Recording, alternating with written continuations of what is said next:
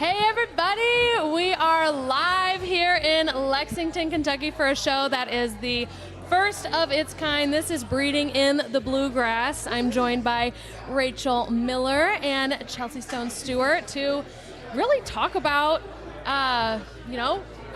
where mares are going to, who their babies are going to be by, kind of updates on all the biggest breeding news in the industry. Yeah, this is so exciting and so fun. First of all, the atmosphere in here is insane. The memorabilia in this room alone is just setting up the vibes of, what future champions could possibly be made. And again, this is kind of the kickoff to the breeding season. So Chelsea and a lot of other great guests for the Resolute team will be talking about where mares are going, who they're going to be bred to, and it's kind of this anticipation. Right now it's all about cooking up the recipe of, okay, some of these phenomenal mares, what stallion are they going to go to? It's like a hard launch of a new relationship. So are you excited to get this kicked we're off? definitely excited to get this kicked off and kind of go over where our big mares are going, and also to hear from other stallion farms of who they're taking their mares to. And I know there's some really prolific members of farms in the room here tonight, and we're joined by one right now to kick it off. Chelsea, tell us who we're talking to. we're talking to Steve from TaylorMade. Hey there, ladies. It's great to be here in this wonderful, wonderful location, Olives. It's very discreet upon walking in here. It truly is. You're right. The buzz in here is cool, and what a great venue. Almost walked right by it. That's how discreet it is. I know, it's a little camouflage with the Bluegrass cigar bar outside. Just how you want it. Exactly. They call it a speakeasy, which, yeah, I love that. We're just kind of tucked away. There's a poker table behind us. Open bar. We've got drinks rolling, and we hope you at home are also grabbing a drink. And we want this to be, since it's kind of the first show we've ever done like this, really conversational. We want to educate everybody on this side of the industry. If you've never even really thought about breeding or what that entails, ask away. No stupid questions exist. I probably have a lot of questions that I have no idea about to ask these people who are so knowledgeable in the industry. So hop in the comments. We'll make sure to ask all of our guests your questions. Please. So, TaylorMade Farm. You guys have some pretty exciting stuff going on over there at the moment. Namely, a stallion named Not This Time. Yeah, we're very fortunate to have Not This Time. Everything he's done so far has been off lower stud fees, so lower quality of mare. He started out as a $15,000 stallion, and the horses that are 3-year-olds now were bred, I believe, on a $45,000 stud fee, and then there's $125,000 just turned yearlings that were born, $175 in the belly, and he's standing for $250,000 this year. Wow. Incredible. So that's right up at the top, right, to give people perspective. It's tied for the top stud fee in North America. Yeah, and he's earned it the hard way. He got a smorgasbord of mares the first year. He was a brilliant 2-year-old. He was lightly raced. He was the favorite for the Breeders' Cup Juvenile. He was scintillating in his 2 performances at Ellis Park, and he went as the favorite. He came out of that race. He got second to Classic Empire that year. Came out of the race with a little bit of a soft tissue injury, and the decision was made to retire him. But I tell you what, I can tell your listeners is a very cool story about how he got his name. Please. He's owned by the Albars, and they own his dam, Miss Macy Sue. We had sold a couple years prior, about 3 years prior, an unbridled song colt for them. He turned out to be Liam's map. And so we sold him for $800,000, and the Albar family were thrilled. Well, then he won the Breeders' Cup Mile and was sold for millions of dollars to Lane's End, and they kind of looked like, well, why did we sell him? So we are a commercial operation. That's, we sell a lot of horses. We sell more horses than anybody in the world at TaylorMade. And so here they came out to the farm, and we showed them the Giant's Causeway, and we said, boy, this colt right here, he's special.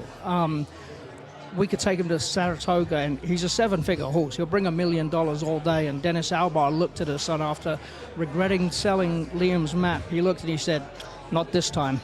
Not this time. Oh, that's so and cool. that's how he got his name. I love the backstories like that, right? There's so many cool behind the scenes moments, and see, you just don't get that kind of coverage anywhere else. And we want to know, like, I think horse names are so interesting. We've talked about this on some shows before, like the rules around it. So I want everyone watching, like, there's an 18 character limit max number of letters, and you can't use like I got turned down for Hotwire one time because of hotwire.com. So you can't have like the name of a business as your horse name. But other than that, it's pretty free reign. So definitely tell us what you would name your horse if you had one.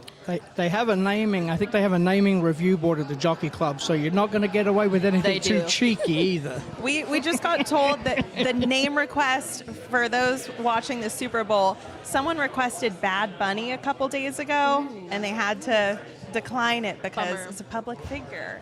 Well, John just had us to name a Wooten Bassett filly, Wooby. And it did get approved. She's going to be bred this year, but it's Is just that a funny name. your favorite horse name you've ever named? Honestly, I thought it was going to get rejected. So yes, it is. Yeah. So, like, it's the one that I didn't think would materialize. So There have been a couple. I think naming the horses is fantastic. It's part of the fun, and I love people who don't just take the sire and the dam and combine those two names, but they give a lot of thought, and there's some very clever names out there. But like I said, there's a couple that have slipped through, and when you hear those racetrack announcers calling those horses names, you might make you blush. You think, oh my, how did that get through? My favorite one that made me blush every time was No More Strippers. Oh my gosh. I don't know how that could possibly have gotten through. oh my gosh, that's great. And I was told it was a PG show. So obviously, Chelsea Resolute has a history with each of the farms. What's the relationship been like with TaylorMade over the years? Is there any not this times on the ground for you all? Or? Yeah, so actually, Goodnight Olive, her first foal is a colt by Not This Time, and he's stunning. We adore him, and I know last year when we, broke the news we were going to breed to her, it was before, everything kind of caught on, and everyone's like, what are you doing with your, your big two-time Eclipse champion mare? And we're like, we believe like this horse is going to take off, and sure enough, you can't get on X or Facebook or Instagram without seeing another winner by Not This Time. So Yeah, you were definitely on it and ahead of it, and yeah, we were thrilled when you announced that you were going to breed Olive to Not This Time. It was an exciting day on the farm. I don't know how many people went up to the breeding shed to see her that day. I know you all rolled out the red carpet for her when she showed up. So no, she it was was the great. first one last year. So she And we've got Got the some royal footage treatment. of her showing now, right after foaling, and then it's adorable. Yeah, looks like that's a runner, I'd say. I mean, definitely gonna be a winner. Definitely gonna be the favorite in the first race. I feel it. It's kind of crazy, right? When you have these mares, and again, Resolute as a farm is very, very unique in that basically every mare is a superstar in her own right. Yeah. What's it like having all of those personalities and then the personalities of these babies all on the same farm? Oh, it's so cool. And, Olive, she has a very strong personality. You know she's a champion, and she definitely makes you pay the treat tax, or you're not going to get your way with her. And we call the baby Ollie because we nickname everything. And he's the same way, spoiled rotten, but we can't help it. Help it. I mean, so is it peppermints or carrots? Dimple treats. Dimple. It's basically what like is that? it's basically like a sweet feed treat. John discovered them because he was determined to make the horses love him more than me. So they gotta do love the treat. incentivize that Yes. somehow. I think I've seen the same behavior from Not This Time. His nickname is Baby, right? He kind of is a ham. Loves Yeah, a treat. he's very much a ham.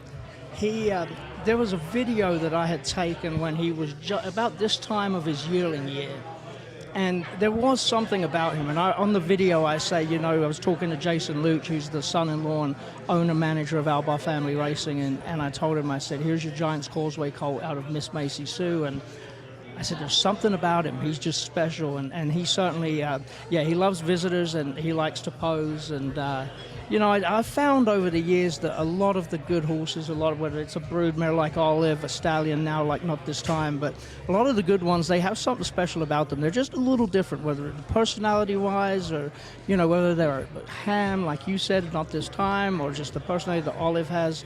You can go back and talk about Zenyatta, and she had that little walk, a hitch in her walk, and, so it is interesting, when you see enough, you kind of think, yeah, that one might be special. Is there a method to this? This might be my last key question for you. You see a lot of babies, I would assume. Is there a little something that you've witnessed in a youngster that immediately you're like, oh yeah, this horse is something? And you can speak to this too, Chelsea. I bet Chelsea sees babies on every day. What do you like when you look at what do you like when you see them? What kind of strikes you?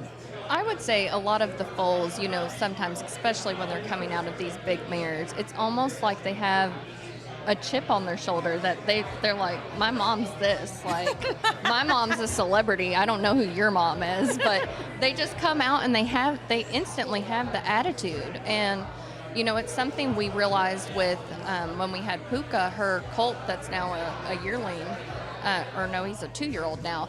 The second he was born, he was just like, hey, look at me, like, I'm the star of the show. He always had that attitude, like, from dominant the second. ego, the, like, I'm a winner. Exactly. Yeah. It's crazy. And Olive's colt, we've seen the same thing. It's cool. Well, no, please, Alexa, go ahead. I was just going to say, we want to do some breeding reveals as well on this show. That's part of it. So I know you guys have a number of mares that are going to Tailor-Made Stallions this year. Do you want to tell us a couple of those? Yeah, so we're really excited to bring Queen Caroline this year. She's the dam of Forte. We also have Didia, Grade 1 winner, and then Forbidden Nectar, who her half-brother is by Not This Time and just won a big race in Dubai quite impressively. I believe his name is Six Speed. His name is Six Speed, and he's a 3-year-old colt in Dubai that was recently purchased by American Connections, black-type thoroughbreds of Jake Ballas. He ran in the Guineas trial in Dubai. They bought him out of that race. Then he won the 2000 Guineas in Dubai, and he's actually going to run next in the UAE Derby on World Cup evening. And what I like about the mare that Chelsea and John are breeding, Forbidden Nectar, is Six Speed and Forbidden Nectar are out of a Medaglia d'Oro mare. And Not This Time has done real well with Medaglia d'Oro mares, but Forbidden Nectar herself is an Uncle Mo. And so she's by Uncle Mo. There was just recently, the Albars actually owned, and we raised a filly by the name of On Time Girl, who won the Grade 3 Forward Gal stakes at Gulfstream Park, and she's 4 for 5, Grade 3 winner, and she's out of an Uncle Mo mare. So, we're thrilled to be able to breed a mare. It looks like there's crosses that work everywhere. Queen Caroline, a mare by Blame, the dam of champion 2-year-old Forte. It's anytime you can breed the mother of a champion, it gives you a good shot. And let's not forget Didia, who was a multiple Group 1 winner in her homeland, Argentina. She was a Grade 1 winner at Saratoga, and she too will be visiting Not This Time. So, the relationship that TaylorMade has with Resolute is a wonderful relationship. We're so grateful that they support, Not This Time with quality mares like they have, and we're thankful to be part of their team. That's amazing. Well, some hard launches of some new relationships to come this season. All very exciting stuff. Did you get through all of them that you needed to? Good? I'm good. All right. Well, we want you to be able to enjoy the party. Again, the bar is flowing. That's where everyone is congregated at the moment. Behind us, you guys might be able to see. However, there's also a stunning charcuterie board and appetizer spread, so we want you to be able to enjoy. But thank you so much for helping kick this party off with us. You're welcome. It's been wonderful. Thank you, Rachel, Alexa, and Chelsea, and enjoy your evening with everybody, and grateful for what you do for racing. America's Best Racing is a wonderful, wonderful product, and what you're doing to bring young people into the game, that's what we need. The demographic, hopefully, that are tuning in today are what we need, and we need to make those people fans, and by giving them content like you're giving them, that's a win-win for everybody, and great job for both of you for doing what you do. We really appreciate it. And hey, TaylorMade is always a great host. By the way, you can visit them on horse country tours. Go check out some of these stallions for yourself. And for anyone that follows Griffin Johnson, he just spent about 5 days out at TaylorMade. So check out his channels for any content about his visit there. But looked like you guys showed him a great time. He was wonderful. My 17-year-old daughter Caroline asked why I didn't FaceTime her while he was there. So yeah, you're she. in the doghouse. Yeah, you might be in trouble now, Steve. I got a picture. I know Griffin. I've met him several times, and so I got a picture with him and sent it to Caroline, and I just got the OMG. And then the phone call, is he still there? Yeah. She's like, I'm driving out right now. And Griffin's another one. It's just wonderful. I mean, how lucky are we to have people like you, people like Griffin Johnson, that take advantage of the social media, the things that these people a lot younger than me are focused on all the time, Insta, X, and the various TikTok, etc. So thank you, and thanks, Griffin. If you're listening, give a shout out for your time at TaylorMade. Thank Amazing. you so much. And TaylorMade also is a big contributor to the industry. One thing recently, something that I don't know if you want to talk about it, we have a video here to show with Of stable recovery. So the first female graduate of the program that is now branched out to other farms. So while we change the guests over here, we'll play a little quick video for you of some of the great work that TaylorMade has done with the stable recovery program. Today is a historic day in stable recovery and also Black Coast Farm. We're graduating our first female. I arrived at Stable Recovery 3 months ago. I have a total of 8 months sober, and today I'll be the first woman to graduate the School of Horsemanship program at Stable Recovery through Spy Coast Farm. I'm really excited for all these opportunities that Stable Recovery is providing me with, and just can't wait to see what the future may hold. Shahana has been an excellent mentor for the other women coming through the program, and I think this example that she's setting for everyone else is going to give them something to look forward to and know that they can achieve the same goals that she's reached. I only hear great things about Shahana. She is a leader in the program. To see you there with your children is just a miracle, and it's so awesome, and I'm so proud. And just watching you grow, and you are a leader. And I can't wait to see you in 3 more months. This is the product of your labor and your hard work and your willingness to try new things to better yourself. You have been a leader, you've been a sister, you've been a friend.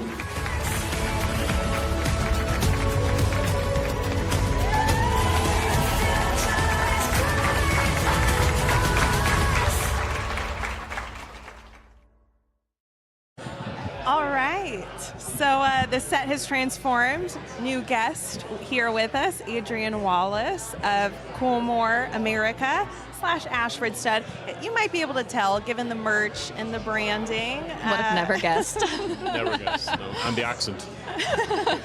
So how's tonight going so far? What do you think of the vibe in here? I've actually never been here before. And Really? so I bought my my kids some bicycles for Christmas. So I was like, surely it's not beside the bicycle shop. So I was walking beside the bicycle shop, and then I see another bicycle shop, and like, can't be in here. And then luckily enough, as I was walking by, Elliot Walden pulls up and said, "Have you ever been to a speakeasy before?" And I was like, "Well, I have," but he said, "It's in there." So I've never been, but delighted to be here. And yeah, it's a great celebration. There's loads of people here, and it's a little bit of the champagne flowing. Obviously, I've had a glass of bourbon, so yeah, ready to talk some horse. There we go. Simple enough. This explains, okay, I didn't even think about the context that the bike shop is next door. I do the share my location with my family, and my mom texted me about 10 minutes ago saying, "Are you selling your bike?" Because they had bought me a bike for my birthday a couple years ago. And I was like, why the hell would she ask me that question? What a stalker moment I just for you. put two things together. That's I kinda mean, funny. what can I say? I'm kind of the most important thing in her life. So anyways. At least don't admit to it anyway, if you are selling it. Inside context. So obviously a crazy roster of stallions that the public will probably have some familiarity with. As you can see, a Triple Crown winner on the vest here in Justify. American Pharaoh was there for many years. Looks like he's thriving in Japan at He's the doing moment. great. They do such a good job with his, keeping. It was a big decision for us to make. It wasn't an easy decision by any means, but it was a decision that we kind of took. That American Pharoah being such an iconic horse, a global horse, a horse that, you know, he broke the curse of the Triple Crown. It hadn't been won in 37, 38 years. And for him to go and do that, and he brought racing back to the forefront of the industry again. And the Japanese have always been massive supporters of him, both buying his yearlings, breeding to him, massive fans of him. And they'd been wanting to try and buy him for many years. And obviously that was something we were never going to do. But they approached us with this concept of doing a lease, and it's worked out well so far. He arrived without a hitch in December, and they've done a great job of keeping all the fans and all the breeders here up to date with him, and keeping us up to date with him. We've sent our own groom with him, Ryan Murta, he's from New Zealand. He was actually in Chile with Jack Christopher last year, and he went home and had a break, and then he relieved the first groom who went out, Omar, who went out with him the first time. So he's going to have his groom with him. That's great. For this whole trip. So it's about, you know, it's a financial decision in some ways as well, but also it's about, you know, making the world small, and these horses, you know, they can travel. He's a very, very healthy young stallion. He's done very, very well across the world. He's got worldwide presence. And, you know, why not give him an opportunity to become an iconic horse, not only in this country but also in Asia. So we're excited. We're glad that the deal is going so well so far, and, you know, he'll be back very, very soon. That's great. Having been in Japan for the Japan Cup last fall, I can say they have such a reverence for their horses over there, and I know that he has so many fans abroad, so I'm sure that he's getting all of the love and adoration over there, and obviously we'll welcome him back. But Chelsea, would love some insights on the Resolute relationship over the years with Ashford. You know, do you guys currently have any babies on the ground? Any Ashford we have stallions? several Justifies on the ground. And do they look like their dad? They do. That's great. So we have currently yearlings. We have one out of Pink Dogwood, and she was, you know, barely beaten in the, I believe, Epsom Oaks. Is that correct? Yep. And then Champagne, she has a gorgeous colt by Justify, and we really like him, and she's the full sister to Found. Again, the roster is just wild. What does it mean to have a broodmare roster like Resolute has coming to visit some of your stallions? It's amazing. I mean, these horses are iconic stallions in their own right, but they're only as good as the mares and the breeders you can attract to them. You know, and really, and I say a lot to breeders who come to visit our horses. Really, we put these stallions now in your hands. Once they retire, once they've achieved what they've achieved, they've almost got to go and prove themselves again. And to make a horse relevant, give a horse the best chance at stud, we've got to be able to attract quality mares from the best breeders with the best land. And when you look at farms like Resolute, when you look at farms like Don Alberto, who had a massive day today, I mean, it's year in, year out. It takes a lot of time. It takes a lot of perseverance and effort. And, you know, you'll have good years, you'll have bad years. But the main thing is to keep doing the simple things as well as you can, and those results then will propagate themselves on the track. But I mean, you know, as I say, to get mares of the likes of the Pink Dogwoods of this world, Touching Beauty, who's... Can you tell us a little bit about that process, both when, you know, a stallion retires from racing and then, you know, it's got to go somewhere to stand stud, kind of what the process is? Does everybody fighting, putting out bids to, like, get the stallion on their farm? And then the same with the big mares that you want to come see your horses. What goes on behind the scenes to secure that your farm and your operation gets the best? I mean, it's very, very competitive. It's a very competitive market. There are 15, give or take, premier stallion stations in central Kentucky, and all of them are competing for the next marquee horse. Now, ideally, you go and breed the horse yourself. You go and you breed a City of Troy, or you breed a, you know, Galileo, for example, it's one of the most iconic horses that we've ever had, or a Giant's Causeway, who's a flagship stallion for us for many, many years. But often, as good as your broodmare man may be, as competitive as you may be on the track, you still have to go out to the market to either buy a horse like Sierra Leone as a yearling, which we did at the Saratoga sale 3 years ago. Or else you go and try and buy a horse like a Jack Christopher from the market, or you go and try and buy a Justify after he won the Kentucky Derby. And these horses, or an American Pharaoh like we did as well, it's incredibly competitive. It becomes expensive, but ultimately, when you get a prize stallion like the likes of a Justify or an Uncle Mo, those horses are ones that can really change the breed. They can change the trajectory of a farm.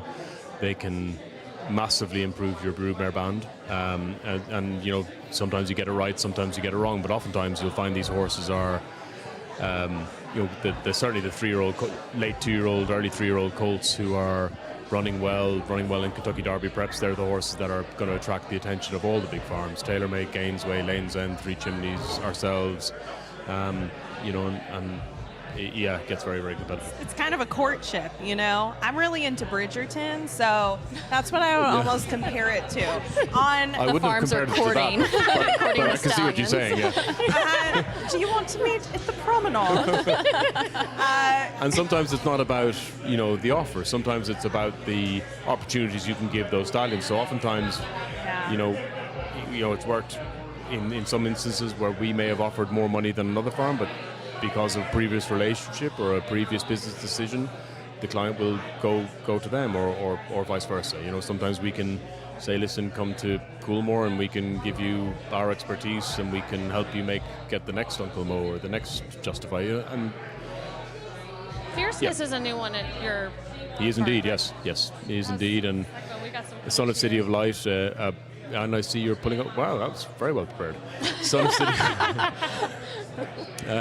Son of City of Light, iconic horse, Breeders' Cup Juvenile winner, champion 2-year-old, Florida Derby winner by massive margin. He was one of the most impressive horses of his generation, owned by a very flamboyant owner in Mike Rapoli and trained by one of the greatest trainers we've ever seen in Todd Pletcher. So he's a horse that has been very, very popular so far. He's standing his first season at stud along with Sierra Leone and Citizen Bull, and he and Sierra Leone had quite a interesting relationship. You could say that. Are they stallmates? Yeah, no, are they neighbors? We're keeping them apart for the moment. Oh, okay. Some tension there. They were actually when they first arrived. Citizen Bull, Fierceness, and Sierra Leone, when they all arrived from the Breeders' Cup, they all went into the same barn together, but now, as they've gone out and have now been sort of moved into the herd, so to speak, they're in separate barns. But he's very popular. He's been very well received. Stands his first season for 50,000. He's getting some very, very nice mares. He really was a brilliant racehorse. And we're privileged to stand this year 3 new stallions who are three Eclipse Award winners, 2 Eclipse Award winning 2-year-olds in Fierceness, and of course Citizen Bull, who's an absolute monster, and ran such a bang-up race to sign off his career in the Breeders' Cup Dirt Mile, when he was second to Nysos for the SF team and for Bob Baffert. We're big believers in the Breeders' Cup Juvenile and horses having shown form at 2. We think it's very, very important for a future stallion to show that precocity, to show that speed. We think it lends really, really well. And then, of course, Sierra Leone, who's certainly one of, I think he's a fan favourite in many ways. His name, his look, his demeanour, his breeding, his race record, the way he ran his races, he always made it very, very interesting. And I think, and he's a horse that's been incredibly well received, and a horse that we're privileged to have bought at the Saratoga sale. Obviously, we paid a great deal for him, but luckily he repaid the faith that our team showed in him. He was bred by John and Debbie Oxley, who just had a great win today in the Southwest Stakes at Oaklawn. They're sending 2 of their best mares to him as well. So he's attracting a stellar group of mares, including one of the Resolute mares. Yeah. the Touching Beauty. the ever young Touching Beauty. Yeah. The dam of Just a Touch, and she's one of those mares who is tailor-made for him in terms of her pedigree. She's by Tappet, is that correct? Correct. So Gunrunner on Tappet is one of the most magic crosses you can find, and she is one of those mares that, she's produced a horse. Unfortunately, Sierra Leone beat her best son in the Bluegrass. Sorry to remind you. We thought we had it, and then Sierra Leone, there he was. When you said the Sierra clouds. Leone finished races in a very, very interesting way, what Adrian means is incredibly nail-biting, down to the wire every time. Just that deep closing finish that really was thrilling as a fan to get to watch. I mean, it and really follow. was. I mean, it was such a great journey, and to be on that journey from his first race to his second race was the Remsen when he finished second to Dornoch. Yeah. Then he won the Risen Star, the Bluegrass, and we will never ever forget this Kentucky Derby when we'd Forever Young, Sierra Leone, Mystic Dan. I mean, it was an incredible run. The photo of that is just insane. Iconic. And again, It really speaking of is. the Japanese horse connection, that's kind of and cool. then it comes back around again, and they're related, and it's it really is a fantastic story. And he was one of those horses that, you always knew he was coming, but was he going to get there? And I think he's a horse that's going to give breeders so much fun over the next few years because he's so good looking, he's so well bred, and if he can produce horses that look like him and can run like him, then the sky could be the limit. So Chelsea, I don't know, we should have done a little drum roll sound effect or something, but are there any other mares to hard launch announce that we'll be visiting? Yeah, we have 3 other mares going to Justify. We have Tabera.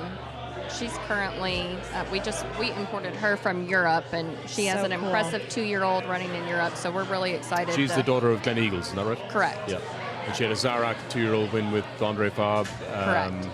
last year. And when we purchased her, she was in foal to Blue Point, so we have that, and then currently she's in foal to, I believe, Complexity. Yeah. And then we're just thrilled, to get on Justify's books with her. I mean, that's a wonderful cross. I mean, if you look down, Justify's success. Before you go into that, we have a lot of viewers who probably have no idea what a cross is. Can you tell us what exactly that means? Oh, wow, that's a hell of a question. Adrian's going to answer this. Call upon the ancestral knowledge. Okay, so you will have in a lot of bloodlines, you'll have certain bloodlines will work very, very well. So certain broodmare lines will work very well with certain stallion lines. Now it's not to say that some have less success, some have more success, and some of them become self-fulfilling prophecies. So you get a good runner from a certain broodmare line, a certain sire line, and then a lot of breeders then will try to replicate that on the off chance that this is the sort of golden ticket.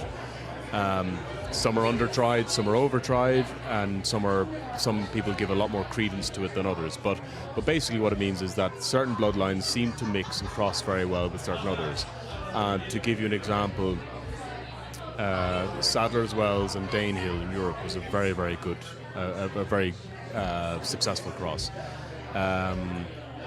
Gunrunner and Tappet, very, very successful cross. Gunrunner with Tappet mares yields an amazing amount, quite a high level of graded stakes winners, which is why Touching Beauty is going to I presume, going to Sierra Leone. Breeding a daughter of Tappet to a son of Gunrunner makes sense in terms of pedigree, and obviously the breeders like Resolute will put a lot more thought into that than just the cross. You measure up, does the mare suit the stallion physically? What she's produced so far, will that lend herself to the stallion's strengths? Will she counteract the stallion's weakness? But the cross basically means has it worked before? Can you? And just because you cover a rocket scientist with a nuclear physicist doesn't mean you're going to get something similar. Human applications. Yeah, I mean, the NBA would be stocked right now if people were really reading into the pedigrees, the crosses that we could try and put together. But for anyone who's not familiar, there is a whole science of people basically designing what they think a horse should become or would become because of its breeding and pedigree. And that happens both on the people who own broodmares side and also the stallion farms, it seems like it's a very collaborative process on all fronts. Yeah, because as I said before, when we retire these stallions to stud, they come in with all the lovely credentials. They're very well bred. They're very, highly accomplished runners. But at the end of the day, if we don't get the right amount of mares to them, the right quality of mares from the right breeders, then those horses are going to struggle. So it's up to us as stallion farms to try and attract the best mares we can. Now, horses like Fierceness, Sierra Leone, Citizen Bull, Justify, those kinds of horses, and Gunrunner, Flightline, those horses will automatically receive some of the best mares possible, given who they're owned by and given how good they were on the track. But it's still something you've got to work out. Again, I'm coming back to Bridgerton and thinking of, those are the horses that almost have like the Duke or the Viscount title, that all of like the nicest and most wealthy women in the town were like, my daughter should marry the Viscount. It goes both ways. Just in trying to really distill this down. So there you go. That's what we're aiming Feel free for. to peddle those references around the office. I'm going to use it again. I'm actually going to bring it in a Bridgerton reference. Yeah. That'll help. Well, you got the accent already. Yeah, going, so. Well, we really appreciate your time. It's been a pleasure. You've given so much knowledge to me and all of our viewers. So thank No you problem. so much. Thank you guys for having me, and it's been a pleasure. Enjoy the rest of your evening. Thank you. Thank you. Truly. Thank you so Thanks, much. Adrian. Wow. So much to digest and process. Chelsea, how long did it take you to learn all there is to know? Do you feel like you know all there is to know about the breeding side of things? No. Like, and how does one get into this, basically? lots of research. And I mean, being just a horse racing fan in general, you're seeing who the big runners are by. And then, once you're doing that, you're digging deeper, you're seeing who the mare is by. And then you're just like digging further back to see what crosses, created that winner, and then you're just trying to recreate the magic. How involved are you in the physical pairing of the horses? Is that something I you would do? say I'm very involved. Most of the matings, I kind of, do all of the matings for all the mares, and then we recently acquired a company called Pedigree 360, which is based in Australia, but we've kind of brought it up here, and we have John DeReamer, who's on our team, and he's just like an infinite source of knowledge for our team. And I'm always bouncing ideas off of him. I'll get narrowed down to 3 stallions, and I'm always talking myself out of one. I'm just like, okay, maybe I want this over that cross, and then he's backing it up, with the data, this cross, it's 13 out of 15, they're gonna be a winner. So I mean, I go back and looking at the numbers, and then of course I eventually nail John down and get him to go over the list and get his blessing. Otherwise he'll be like, who are you breeding that horse to? the inside scoop. Yeah. So, I mean, after such a deep dive into the science of pairing, a mating, the breeding announcements and all of that fun stuff, it's equally important, if not more important, how these lives are actually brought into the world and delivered. And our next guest is here to speak on that. Chelsea, tell us who this fabulous guest is. This is Susan Finney. She is our broodmare manager at Resolute, and right now she is hoping Forbidden Nectar does not fall while she is here. We have been impatiently waiting for this baby, and she's doing everything but laying down and having the baby. Literally, she has been waxed up for a week, dripping milk for the last 2 days, and I've said to Chelsea, she'll text me every morning and be like, baby? And I'm like, no, just no. Can you tell us what, a lot of viewers are so unfamiliar with this, what does waxed up mean? So, first of all, a mare's gestation is about 11 months, and towards the end, so about a month before they're due, their bag will start to develop, udder development. And you can tell that they get closer when they get what's called wax. It's actually, I guess the technical word for it is colostrum, and it begins to bead up on the end of their teats, and it'll be this honey color. And when you see the wax, you're like, okay, she's got colostrum. She's ready to give it to the foal. Like, it's, she's close. And then sometimes you have mares that don't wax at all in foal, and then you have mares that wax for days. And then, like Forbidden Nectar right now, she's dripping milk. So those wax plugs have actually come out, and now they're dripping. She's like actively dripping milk on and off. It's all over her legs, and I'm like, girl, just go. like, we are here. Everything is fine. But, it's really cool. Like, honestly, foaling maidens is one of my favorite things. They're first-time moms. And to watch the bond that a lot of these, you have mares that have had 4 or 5 foals. They're like, okay, yeah, that's my baby. But seeing a maiden for the first time, really the foal comes out and she's like, whoa, like that's, turn around and kind of like, oh my gosh. And it's actually, it's super cool to see like what I call like a mother's like first love. And I'm sure a lot of moms at home, it's the same feeling, of having a baby for the first time. It's cool, for sure. Do you remember your first foaling that you ever watched? Oh, gosh. And were you like, whoa, this is insane. I think that I want this to be my whole new life now, or? It's funny, like when I first got into the business, I was doing yearlings mainly. I did a lot of yearling prep, and really I was like, I don't like working with foals because they get big and they're big enough to hurt you, but they're too small for you to discipline. You know what I mean? It's like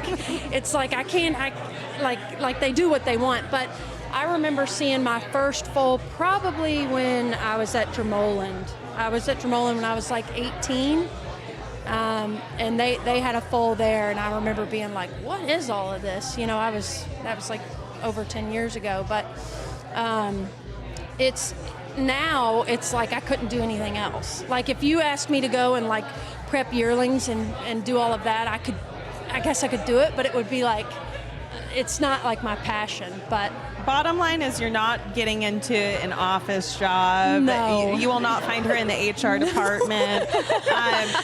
Are you nocturnal now? Yes. It's like I tell people I'm on house arrest for 6 months out of the year. Yeah. It's like my mom will be like, do you want to go to dinner? And I'm like, where? Like, how close? It needs Don to jockeys be only. Like, is it in a mile radius? And Why she's do like, you think that is that horses often foal at night? I think it's all about calm and quiet. Like, at night it's quiet, there's not a lot going on. We are very, and especially at Resolute, and even before where I was before, I'm so adamant on giving the mare the best experience that she can. And you can ask Noel, our farm manager, he agrees. It's, it's like after 7, all the lights stay off. We have a low like heat lamp in there, and it's just really quiet. And I think that is important, and that's probably why they foal at night. During the day, you have tractors in and out of the barns, and blowers, and vets, and people, and they just don't feel comfortable. Now, you'll have a couple that'll foal during the day. We had quite a few last year that foaled during the day outside, like it's where they start. But for the most part, they tend to go at night. And I think a level of that is instinctual, right, too. Yeah. That's the least chance of a predator coming upon you in the wild. And look, everything that we do in the breeding industry really does mirror what would naturally happen in the wild. I think that a lot of people might have questions about, whoa, she just had a baby and now she's going to be pregnant again, because the gestation cycle of a horse is 11 months. So it's a full-on year. However, again, in the wild, that is the goal. And these mares go into heat. They are ready to be bred. Oh, yeah. And you've been around enough mares to know they're not going to do anything that they are not wanting to do. And honestly, even if you're talking about in the wild, like, not only will they probably not accept the stallion, but they're also like, they won't catch either. If their body isn't ready to have another pregnancy again, they won't, you can't get them in foal. I mean, now, like in 2026, there's so many medicines and all this kind of stuff that you can, we follow them along as best as we can, and we want to breed them right on ovulation. We do all of these things to manipulate getting them in foal, and if they don't want to be in foal, they're not. That's kind of the way it goes. So when we go to breed after foaling, it's really the whole process is the mare telling us what she wants to do. And I even tell people, like, during foaling, it's like, this is her show, not mine. I'm here for her. I'm just here. I don't have to push this baby out. She does. So it's really her telling me what she needs and trying to make the best experience possible for her. Calm, quiet, a good environment and a good experience for both the mare and the hopefully healthy foal. A good foaling barn is almost like a med spa, where it's like, what do you need? Towels, a heat lamp, a massage, 17 bales of hay, mounded nice up. bed, lots of treats. Yes. So it's kind of like there's a lot of things that can go wrong during foalings, but when you have a mare deliver a baby and that baby comes out and it's bright and it's alert and it's like ready to nurse, and the mare is like normal, not acting like hemorrhaging or anything like that, you're like, okay, I can breathe. Like, it's like this deep breath, and I think that's kind of what's happening with Forbidden Nectar on the farm right now. It's just like the anticipation of like, wanting to have a healthy foal is just, it's unmatched, really. So how many foalings would you say you've witnessed now since the age of 18 to now? And also would love to hear a story about maybe a favorite from the time at Resolute. Oh gosh, I would say I've probably been a part of, I'd say 200 plus foalings in the last 10 years or so. Wow. And probably one of my favorites at Resolute, I don't like to be so typical, but like when we foaled Puka last year in May, it was, I remember she foaled like in the afternoon, like right after lunch, around 1 or 2 o'clock, and outside. And it was the most, honestly, magical thing. She laid down. It was a beautiful day. I remember there was like a slight breeze. It was one of the most beautiful days we had. And she just laid down right there on Cinco de Mayo Day and just foaled. And it was just, that's probably one of my most memorable, because not only because of who she is, but when you foal them outside, you have people who don't like to foal outside. You have people who, there are a lot of people who can disagree on that. But I will say, foaling outside is just like we were talking about earlier. It's just keeping them so close to nature. The mare is calm. She lays down. She foals, and then the umbilical cord's still attached, but you want that to stay attached as long as possible. And when they're not stressed, when obviously if the mare gets up and the baby's down on the ground, the umbilical cord is going to break. So the mare just laying down, then she started just picking at grass, feel like she's a queen. Sounds like my friend had a natural birth in like a pool, Like a human natural. Yeah, like a human natural. Sorry, pivot. Talking about real babies I was now. wait, real baby. Your friend, the horse? No, my friend, she chose to do it. That I would be the med spa type, where give me the towels and all the amenities. And give me all the assistance I can get. All the assistance I can get. But yeah, I guess everyone has their preferences, and it's the same with the horses. And I bet I haven't had a child, but I bet when I do have a child and then I go to deliver foals, it'll be even more special, because it's like, oh my gosh, what else can I do for you right now? I need to do everything. I can feel your passion for the horses. I do love it. I do love it. I love bringing foals into the world. I love seeing foals born it's just, I can't stress it enough. So many things can go wrong. And things do go wrong, and you have to prepare yourself for those things. But if you do the work in the beginning, following them along, following their pregnancy along from the day they're bred to 8, 9, and 10 months, when you're looking at the overall health of the placenta and making sure that the placenta's healthy. If the placenta's healthy, then the foal's going to be healthy. And when you go through all of those steps to try to not create this domino effect of mistakes, it's like, you've walked this whole 11 months with this horse, and it's like, here it is, like, you know, like it's time. So that is obviously, I'm very passionate about it. And how connected do you feel to these horses when they then go and race? Oh my gosh, super connected. You'll remember every single thing about, like, if you have a mare going to race, or a foal, well, it'd be a racehorse at that point going to race, you'll be like, I remember what time of night you foaled.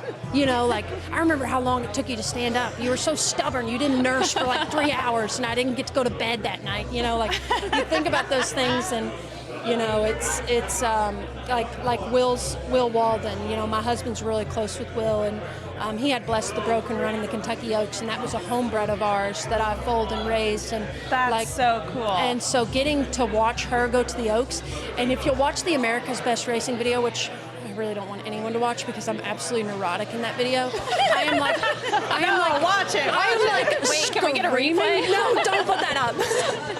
I am like literally screaming. Like, you would think that Bless the Broken won the Kentucky Oaks for us, because it's just everything that she's been through. The you know, from the night she foaled to, you know, being where she was, and then obviously the whole story with Will and my husband, and like all of that. It's just, it was like, those moments are like, you're like screaming, like tears are coming out of your eyes, and like you're not even at the last turn, like the final turn, and you're like, why am I crying? No, I think that it's because these animals are so special and truly transcend everything, and they've touched so many people. So between whether it's creating the pairings of a breeding, being there for the birth, having hands on the horse as a yearling, or even working at a consignment where you work with the horse, there's so many touch points between humans and thoroughbred athletes. And so to be there from the birth, though, to watching them run in a race like the Kentucky Oaks is incredible. Yeah. And definitely do watch that video. It's pinned to the top of the America's Best Racing Instagram, and I think it's got well over 10 million views, by the way. People sending it to me like, you're crying, and I'm like, I know. Like, it happens. I know. Well, gosh. Yeah, and our first homebreds are now 2-year-olds, so we're getting close to like being able to experience, you know, the satisfaction of seeing, you know, something we created, you know, hit the track, and we just can't wait. And it's the same for anyone that's at the farm, that's been behind the scenes with these horses.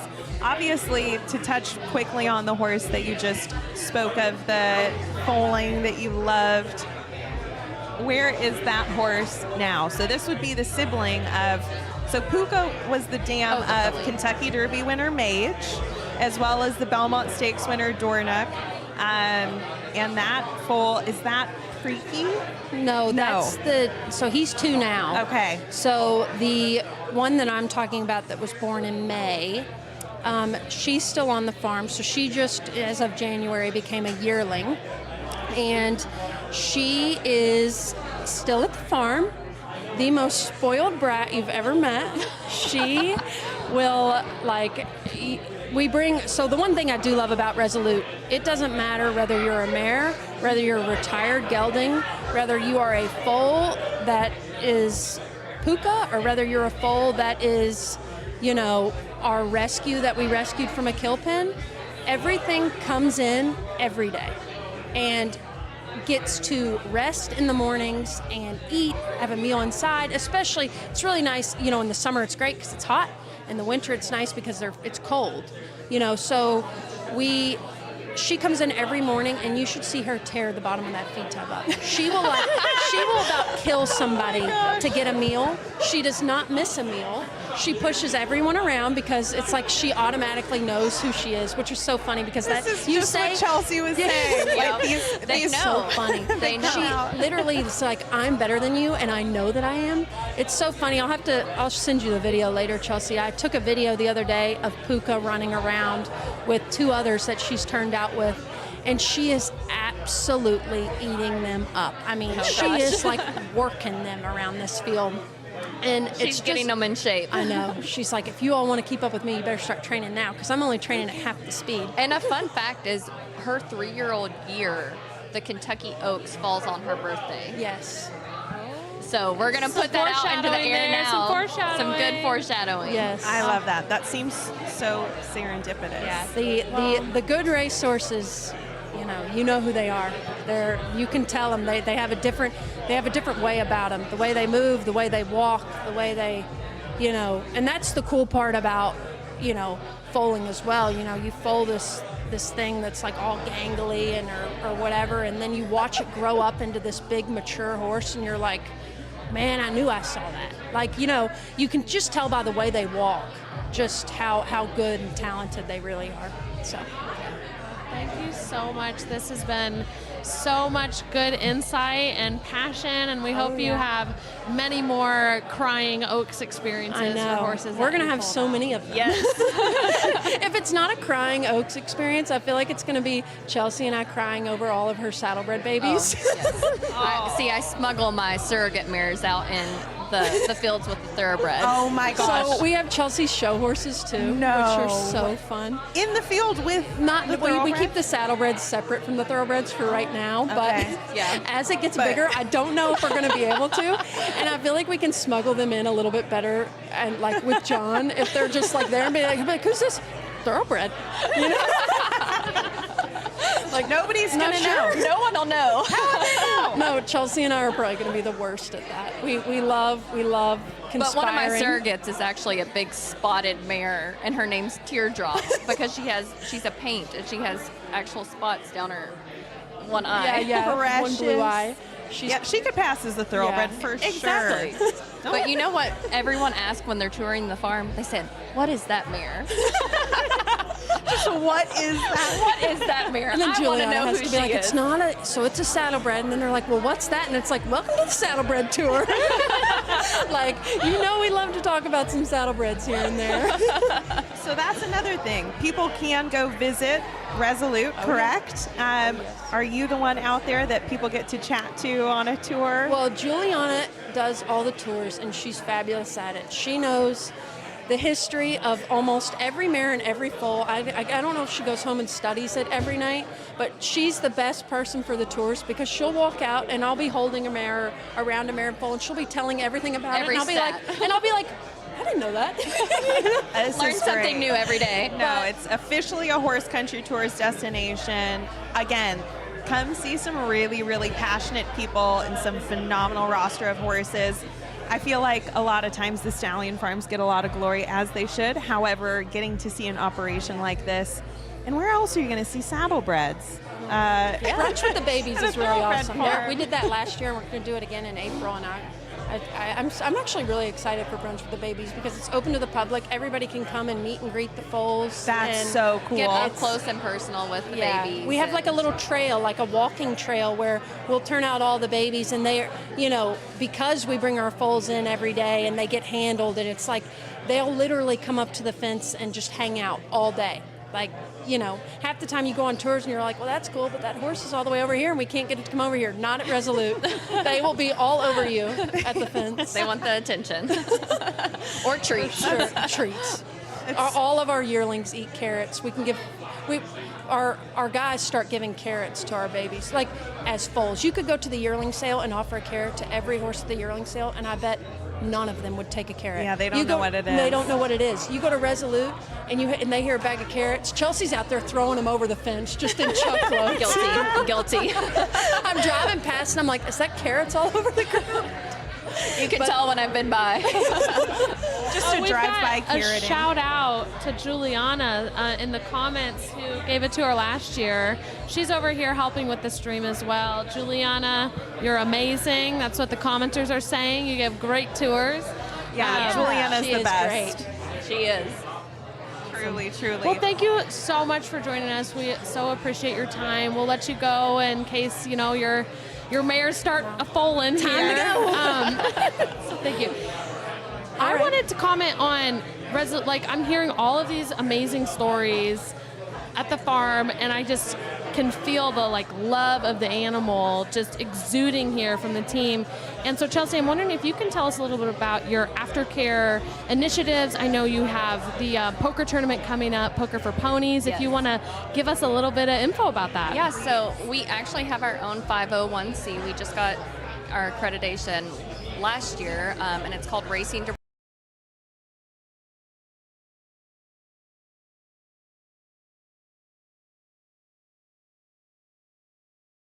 rehoming. We like to be kind of like, like just a helping hand in that matter. And we also pulled directly from kill lots. So we've pulled a couple, and Sarah, John's daughter, she pulled 3 yearlings out of a lot in Texas, and one of those turned out to be Awesome Hawaiian, who trained under Will Walden, and he won first time out at Churchill Downs. We were all there in our Awesome Hawaiian gear, losing our minds, and it was just great. I mean, you couldn't have written a perfect story for that. It's incredible to see, something that someone else didn't take care of to bring them back into training and have such an incredible outcome. Can you tell us about Poker for Ponies too? Yeah, so we're gonna do. I started as a fan, and falls on the Thursday, I believe, of Derby week, and our first year we were aiming for $200,000 to raise, and last year we raised $500,000 for aftercare. And last year was it looked like a legit poker tournament. We were in there fighting. This footage right there you see Brooke Smith and I. Brooke actually got knocked out, and I was still in, so he was like, let's collaborate, and we ended up coming runner up. But lots of charities, so many charities reach out to us afterwards, and it's just so impactful. The donations that go from that to the, local charities and nonprofits. It's incredible. If you are interested in getting involved with that, you can scan the QR code on the screen. We will hopefully be there as well, doing some more coverage for that event in April. It's hard. Oh my God, I can't believe it's already February. It's right around the corner. This year is I keep looking at the calendar, and I'm just like, is Derby really that close? It's terrifying. We don't need to talk about that right now.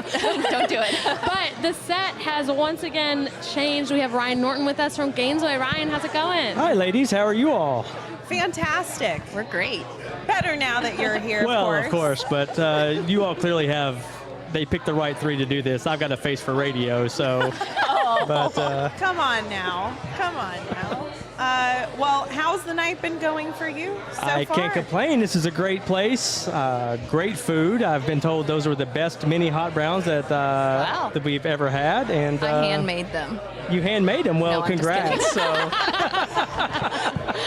Not just a pretty face, y'all. No, she's multi-talented. We've known this for years. No, I think that the spot and the vibe and the ambiance and just the amount of representation in this room is phenomenal. This place is great. Chelsea, I know you had a hand in decorating this, but I mean, it's fantastic. The horses did the decorating, really. True. We won some trophies. We got some cool gear, some cool saddle towels. Right. So credit to them. I mean, this is a perfect place to have an event like this, and it's a great party space, and you all did a great job. Thank you. So for anyone watching at home that might not be familiar with Gainesway, what is the download? What's going on at the farm? What's the stallion status? The download. The cliff notes for the new fans. You can't start anything without talking about Tappet. King Tappet, as we like to refer to him as. Gorgeous boy.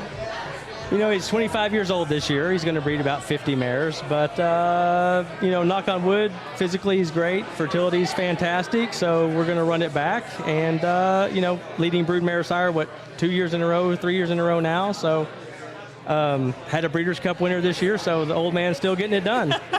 He's such a cool character, quite literally too cool for school. When I went to go visit him, I stood outside of his stall. I was like, this will be great. We'll get some good videos of him for ABR. He kept his butt facing the stall door. He didn't even glance over his shoulder at me. He's I was going to say, it might have just been you, but that's not true. Please. He is a horse that, he knows his routine. I swear we could just open the stall door. He would turn himself out, bring himself back in at the right time. It's 2:30 and he hasn't been fed yet. We all know about it. Love that. He runs the roost, and deservedly so. No, I think that, so obviously he's the star, but you guys also have some new additions that were recently on the racetrack that some fans might be familiar with? Maybe some My Racehorse connections? Yeah, I was like, well, I mean, our new horse this year is Locked, son of Gun Runner out of Malibu, similar breeding to Sierra Leone, which, I'm already been discussed, I'm sure, but multiple Grade 1 winner, beat older horses in the Cigar Mile, standing for 35 grand this year, and has been very popular, going to breed 200 mares, so we're excited about his arrival at the farm. And then, we had 4 new stallions last year, so that was quite exciting. We had Tap It Trice, Grade 1 Bluegrass winner. Charge It won the Dwyer by 23 lengths, bred 235 mares. Muth, the only stallion retired last year to be a Grade 1 winner at 2 and 3. And then Seize the Gray, who I think we'll probably talk about a lot more in depth here, but, Preakness winner, and so very excited crop of horses that we had last year.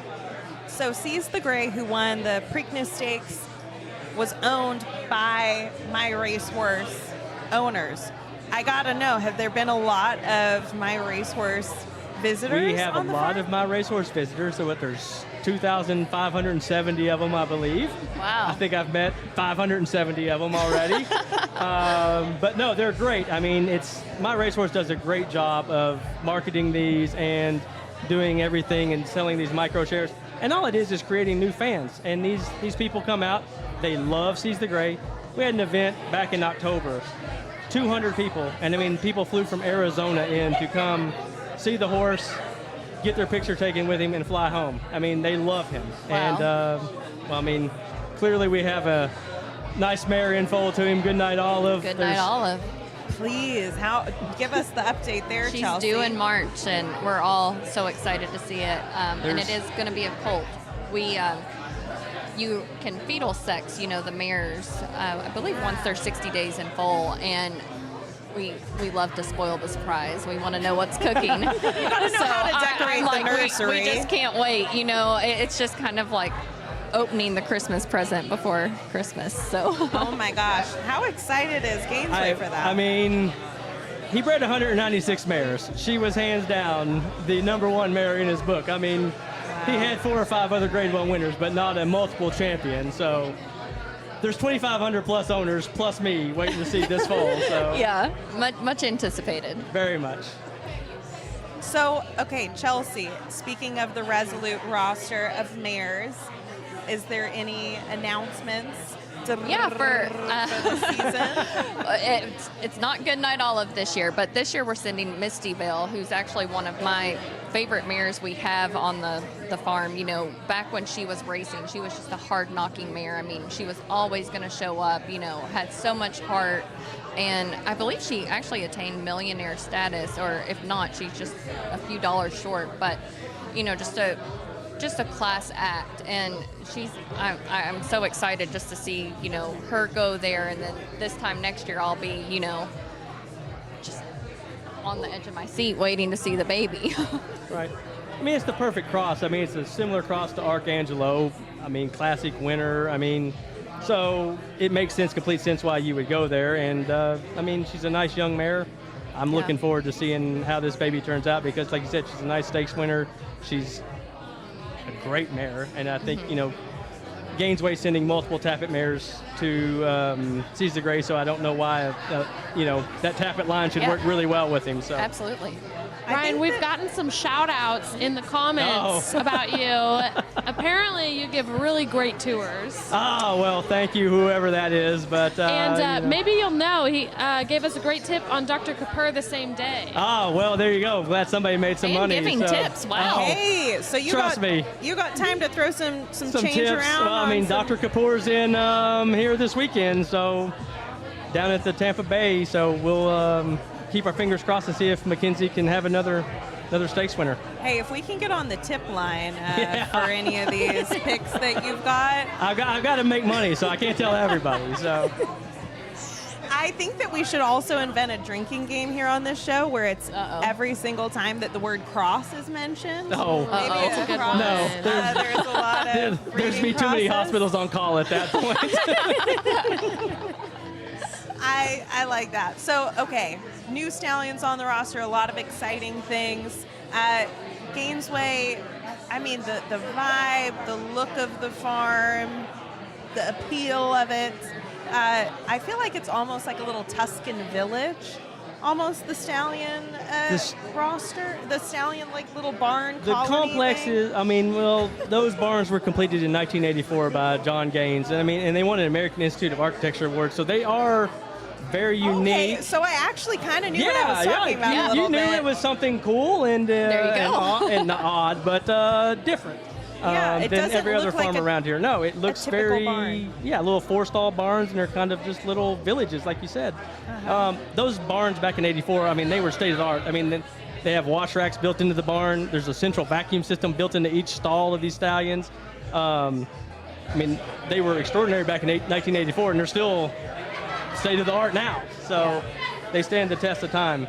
Bottom line is, people need to get out there, visit Ryan, get some tips from him, get some more tours. Yeah, some good tips. Get these tours. Come see. We're a nationally recognized arboretum. It's come in the spring when you come down to the Keeneland meet.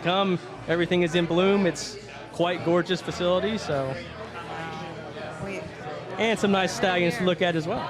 I gotta come. I moved here 2.5 years ago. No, almost 3 years ago. Wow, time flies.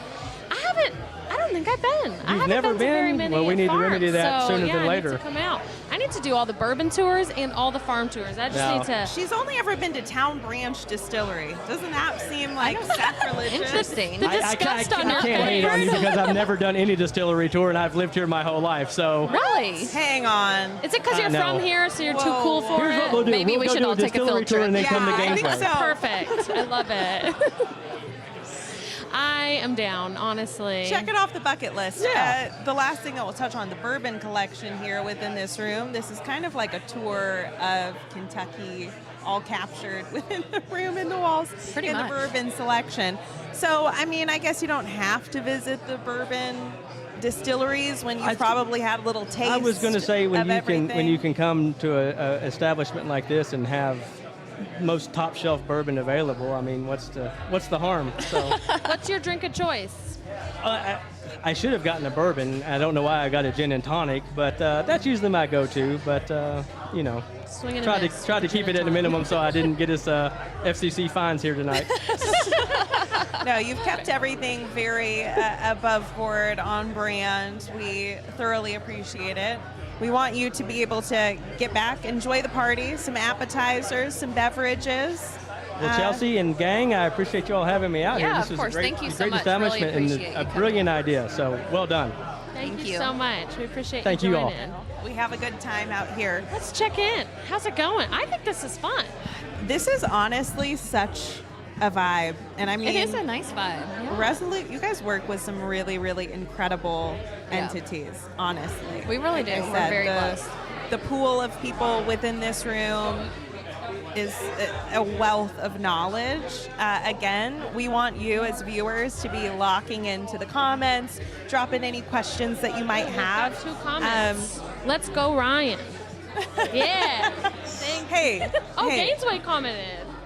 Yeah. Gainesway supporting their own. We love to see it. Oh, good. If anyone can gas us up, it's great. But Okay, I think I'm gonna. Oh, we're doing you know what? Before we do that, I want to show a video while we Okay. do a total swap. But first of all, Chelsea, since you're going to hop off for a minute, thank you so Yeah, much. thank you all. Chelsea, it's been the best. Yes. You're a We natural might- at this. we We're going to might rope pull you you into back more. in towards the Okay. end of the show. We'll see. If you all get tired of John. But you need to have at least, another cocktail, enjoy, Yes. mingle, Yeah. have fun. No, We'll of have course. fun. And we're going to show you a video with our next guest talking about aftercare. I started as a fan, and I think, for fans, it seems like the owners, the trainers, the jockeys, they're there, but you see them in the program, but they seem almost untouchable. And I try to break that down, and I'm just trying to take people along for the ride and let them experience it with me. We're gonna get a shirt, actually. Oh yeah, y'all grab a shirt. Those are cool. All the money's going to the aftercare where we take care of the horses after the racing cruise. That's awesome. That's amazing. Yeah. I think if you want to be a part of a sport, you have to embrace all the parts of the sport. And so you can't just do it with like an intention of just taking. And so I'm not in this to take. I told my team from the very beginning, winning races is the result of what we do. It's not the goal of what we do. Well, you heard it. Winning races is the result of what this man does, not the goal, but the result. John Stewart, thank you so much for joining us and having us here. Yeah, absolutely. Thanks for coming. Absolutely. This is turning out to be quite a fun night. We also have done a double swap here, and we have Michael Behrens from My Racehorse joining us as well. Thanks for having me. It's perfect timing, really. We were just talking about Seize the Gray, obviously how he's doing out at Gainesway. And it sounds like the estimate was 570 My Racehorse visitors have gone out to horse country, visited Seize the Gray, as well as some other stallions. And it's just really cool to see the pipeline. And I think that both of you really strongly align on getting new people and new fans engaged in the sport, which is a big part of why we're here tonight. Yep, absolutely. Yeah, no, I think it's important. I started, betting on horses, and, a lot of people know the story now. And to me, it seemed really mysterious, and it seemed intimidating. And so I think us being more open and trying to take some of the barriers down for people, and I think what My Racehorse does, it's very polarizing, I found out, with people, but I don't see how anybody can be against it. It's a way that everybody can participate. And so it's so much fun, even when we did the Puka, 24 colt, which we're getting ready to, announce a name for him, with the fans. But even like all of the guys on the farm, we got them shares, and all my grandkids, and they got a share of, Puka 24, and they're all like excited about it, and it makes it real for them. So to make people excited about horse racing, how can that be a bad thing? Why isn't everybody like supporting the My Racehorse endeavor and trying to do more of those things? Yeah, it's pretty amazing. I was over there before I came on watching the Seize the Gray win. And to relive that was pretty exciting. So when we first started this thing, to John's point, we were excited to make ownership accessible, but to make the best ownership accessible, to get access to some of the biggest stars on the biggest days. Seize the Gray reminds us what's possible. For 2,300 people to own a piece of that winner, and then to partner with John on Puka, there's 7,503 people that I think own one of the most prized, well-bred, most desirous horses of the last generation. And for them to share that with so many people is pretty awesome. Is that the largest ownership group you've ever had? By far. That's a lot of people. So Wow. Good luck. The second largest was Authentic, and he won the Derby, so I'm just saying. It's set up well. And again, the horse that they are speaking of is related to some serious winners along the Triple Crown Trail. Mage in winning the Kentucky Derby. And then the following year, Dornoch running in the Kentucky Derby, which is a feat in and of itself to have made it to that point. And then winning the Belmont Stakes, as well as some other really key signature races. So I know that the nickname for this horse was originally Preaky, as that was the one race that the brothers had not gotten yet.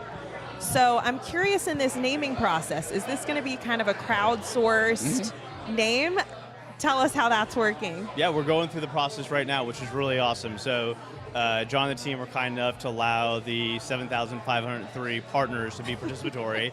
So we're right now actually in the middle of going through literally thousands and thousands of submissions. I was going to say, how many? It's really fun. We go into the office. I have no clue how many. There are thousands of submissions. So we're going through right now, picking the kind of the cream of the crop, and then they'll kind of vote on the best of the best, and we'll find kind of the ultimate name. And I think we'll find it's pretty amazing when I think about the crowd. You think about 7,500 people.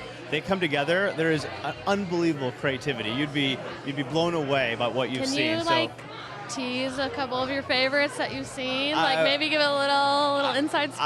I got to be pretty protective of the process. So. Are there any themes, I guess? I do think that a lot of people were very, very appreciative of what John has done by made this horse available to so many people. So I think the idea of accessibility, the idea of a large participatory group being part of it, I definitely saw that theme across. I think people really did like the nickname Preaky. So you see a lot of people who got very endeared and were like, I can't believe you're changing it. So I think there was some affinity to the nickname that we had for so long. So I think those were two themes that I saw come across a lot. But there was also a third, I think, was, this is like the ultimate, in breeding, right? I mean, this is the blue hen is a word that I really never knew until. That was our drinking game at the last At the show. Every physics time show in blue hen was Saratoga. mentioned. I mean, but this is like the definition. If you look it up in Wikipedia, like there's a picture of puka. Like you don't produce back-to-back Derby starters. So I think that there's also a lot of around the naming. I think people want a strong, solid name that I think he's earned the right to have. They say that is a factor, that on a certain level, horses live up to their names in some sense. So sometimes there is real power to that really succinct, strong name, especially for a colt, because if he goes on to become a stallion, I don't know. There's certainly some interesting ones. He'll always be Preaky to me. Having him, raising him on the farm, and he's got this really great personality. And everybody that follows us knows I love to drive around the farm and just give the horses treats. Oh yeah, Chelsea was saying she throws carrots basically. Oh yeah. Out of a moving vehicle. I mean, you're into the talking field. about Chelsea and I actually this year. We bought houses for our raccoons. Wait. Yes. Wait now. What? Yes. So one of our hobbies is if everybody wants to know, I live this real sophisticated life. Like, what do? I drive around my side-by-side, and I feed deer, and we feed scraps to foxes and raccoons. And we have game trail cameras all over the farm. We got like 30 of them. And so I got to worrying it was getting cold. I'm like, where are the raccoons? Where are they going to go? So I started looking up, where does a raccoon go? And they go in logs and they go underground. And I'm like, that's terrible. So I bought these these houses you buy for feral cats. Okay. Of Amazon. My gosh. And I put them out on the farm, put hay in them and everything. And sure enough, and we baited them and everything. Those raccoons love those houses. I'm gonna need a link because my plumber left the opening to my crawl space open, and I realized there's some footprints going in and out of there, and I've definitely got some things living under my house right now, but it's so cold I can't close it and leave them out in the cold, but they're gonna chew up my electric, so I need a feral cat house. Yeah. They sell one. I didn't even know what they were, and I was looking for for a rabbit house or something, and they got these feral cat perfect. They look like little 2-story condominiums. So we really care about the animals. Have you always been just an animal lover? We've always had pets and everything, but to me, the horses, it's just different. They're so intelligent. They all have their own personalities. Preaky was, because he was raised on the farm, and we brought all these really nice colts. We had them together right before they went into training. I would go over and I'm giving these horses, treats. Preaky he sees me over giving someone else a treat. He starts pacing up and down, running up and down the fence. He starts yelling at me. It's like, I'm here. You haven't fed me. And he always gets more than everybody else. And so he's really special. To me, and I couldn't think of anything better to do than to partner with my racehorse. I mean, when I talked to them about it, they were up for it. It was a big valuation on the horse. I mean, he would have been second highest paid horse this year. Yeah, There's maybe one higher. Yeah, we definitely. I mean, it was an evaluation that I think was fair, but it was significant. Yeah, exactly. And we didn't have, we did the right process, and but when else would the fans of my racehorse got access to that horse other than you going and bidding, $4.5 million, which is hard to do, right? And so, because we kind of took a chance on being able to get it sold down, right? For sure. So we took that chance, and to me, I like it now. I meet the fans at the track, and they're like, "Hey, we're partners." I love it. It's so much fun for us. We to bring just people in. showed a clip from you, I think out at Saratoga, talking about aftercare, and there's a sentence you said in there where, you're not doing this to win races. It's a result of what you do, but it's not the drive. And I just feel like Resolute, and you have a true passion for the sport. And that is really special to see. Obviously, we care about that. That's our whole goal, too, is to bring new people in. Well, the awesome Hawaiian story, so my daughter buys these 3 horses out of a kill lot, and, we send this horse, only one of them made it to the track. We send this horse to Will Walden, and we're at Churchill Downs. That horse is running down. We didn't expect the horse to win. He comes around the turn. He's breaking out. It could have been the Kentucky Derby, and we wouldn't have been more happy for that horse to win the $30,000 claiming race. And then he got claimed, and we're like, who the hell's this Joe Sharp guy? You know, and you know, but he's a good guy. But you know, like we couldn't have been more happy of that. And I see some of these owners and their horses, just fantastic horses, and they come second in the Breeders' Cup and they're pissed off. I'm like, what are you talking about? It's Breeders' Cup. Yeah. You know, like being there's a win. Yeah, watch us with Goliath, you know, running in the Breeders' Cup. Just to bring Goliath to the Breeders' Cup, you know, and get him with his string halt and get the stewards to sign off and get the vets to sign off. And to make that happen, and then I had to pay I paid like $300,000 to bring the horse over here, you know, because I thought, you know, the fans deserve to see the best horses, you know, go toe-to-toe in that race. And it created a lot of excitement. It created a lot of education. He didn't win, and everybody's like, oh, you're a fool because he didn't win. No, I didn't. I did exactly what I wanted to. We had a good time. Rachel is our social media mastermind, and I think, I might be mistaken, but I think the video of Goliath was one of our top, if not the top video at Breeders' Cup with his swag. Yeah, you know? It was incredibly popular, and me, in the way that my brain works, again, it was a highly educational video of a SpongeBob song synced with Goliath picking his leg up, and every time that SpongeBob made this, like, or no, it was Patrick, I think. I don't know. I wasn't allowed to watch that as a child because my mom thought that it would stunt my mental development. I wasn't either. Clearly, she was wrong. And anyways, every opportunity, and the more that we kind of share and lift the curtain on behind the scenes, it is an educational opportunity. And so we posted that. Obviously, there was a ton of questions and comments, and you can just... Again, we have educate and share the wealth of knowledge. We got little plushies of him, and he's got his little string halt leg up in the plushie. And he's been everywhere around the world. Yeah, he's runs in Qatar next week for $2.5 million. Wow. So, you know, again, you know, he's a gelding. When he was ranked 4th in the world when I bought him. Wow. You couldn't have bought, if he was a colt, you couldn't have bought him. And so I bought 75% of him, and Philip, the breeder and owner, stayed in. He's a great partner. And he's taken us to Japan. We've been to Ascot. You know, we've been, you know, all these great, in France and Germany, and all these great places. And it's not all about winning the race, And my racehorse owners, you guys all went over to was it Saudi or Dubai? Both.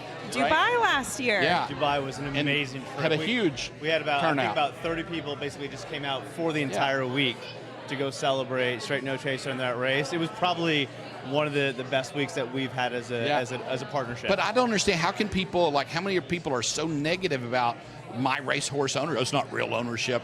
Oh, really? You own in 5% real ownership? Like, what point is it not real ownership? Yeah. Right? It's what people can afford, and it gets them involved. Exactly. And connects you to a community of people, which I was lucky to be on the Dubai trip to watch Straight No Chaser and be involved in all of the experiences that the owners got to do. And the common thread between all of them, which spanned every generation, honestly, was, hey, this connected me to all of these other people that I didn't know. And I think that probably one of the biggest challenges with the current era that we live in is connecting with people outside of a digital landscape. People are really, really hungry for community, connection, and if there's kind of this casual hobby, I think that is probably the best benefit that comes with the My Racehorse connection. Well, because in then North America, who has more of a following in the thoroughbred industry than My Racehorse? I don't think anybody does. How many people do you guys have? Is it 100? We have just under 100,000. We have about 160,000 people that are part of it. 160,000 people. If you look at all the social media, right? Yeah. I don't know that there's any other organization, what they're doing for the sport is phenomenal, and everybody should be supporting. And I think, like we did, I think we showed a model that other farms that have these good horses, we still, have the majority share of the horse. We're partnering together. I think we're still going to try to do like a collab silk on the ownership of the horse. Right? Whoa. And Chelsea's breaking news. Working on that. That's pretty fun. Michael's like, all right, I guess we're talking about that. Me and Michael have a lot of ideas. I got some. We're going to talk about Goodnight Olive in a minute, but I've got a Not This Time colt that's a yearling this year and might make a good partnership. Why don't you, My Racehorse people, tell you what you think about that? If we should partner up again on something like that. I think that would be a really good one as well. Goodnight Olive's first baby is a Not This Time colt that Chelsea was wise enough to send her to, and he's a beautiful specimen.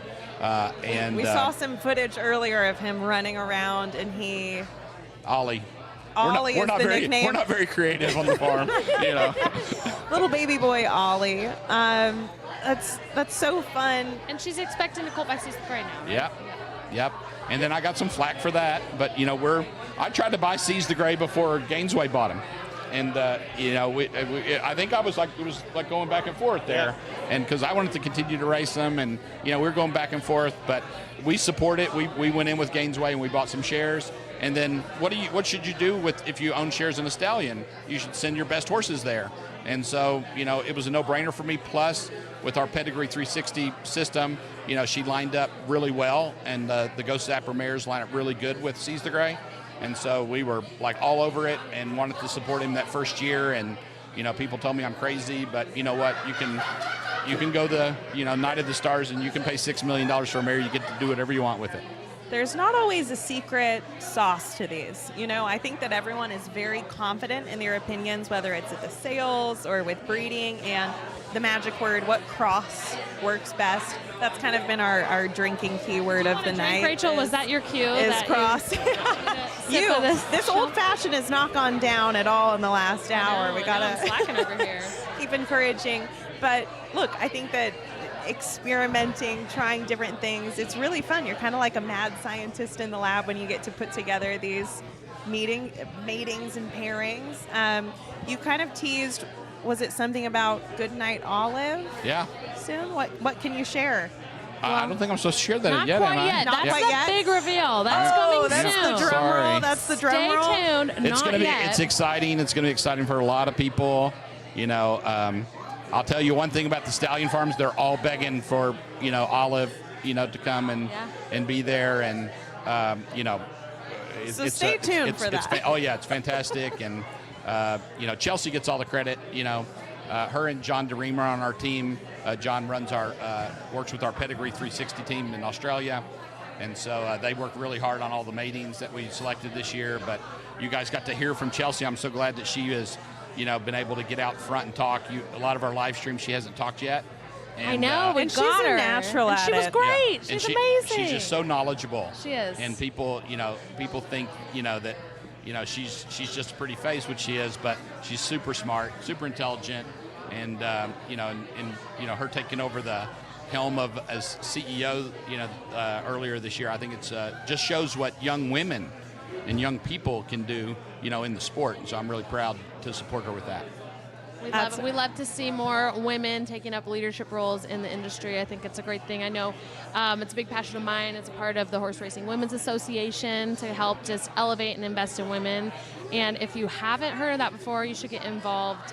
We have events throughout the year. There's one coming up on March 4th, I believe, at Santa Anita. So if you're West Coast based, go and find a community of women that can really rally around you and support you.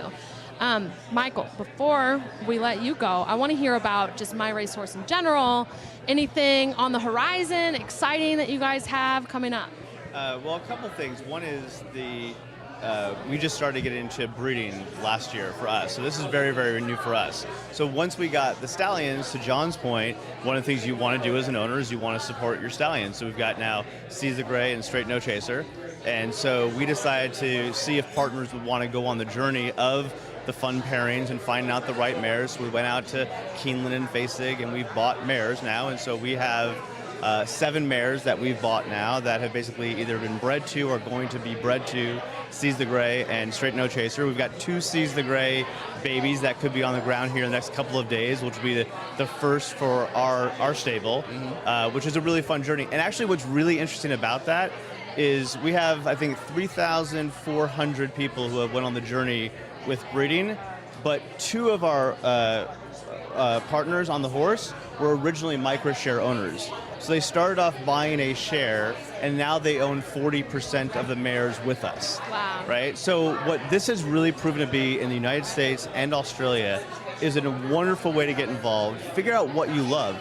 These 2 love the breeding side of it. So they got involved, they partnered, and then what they wanted to really double down was the breeding side of it. We've had other people go out and they get into the claiming game. That's what they like. We've had some other people buy stallion shares. Other people have been buying colts or fillies.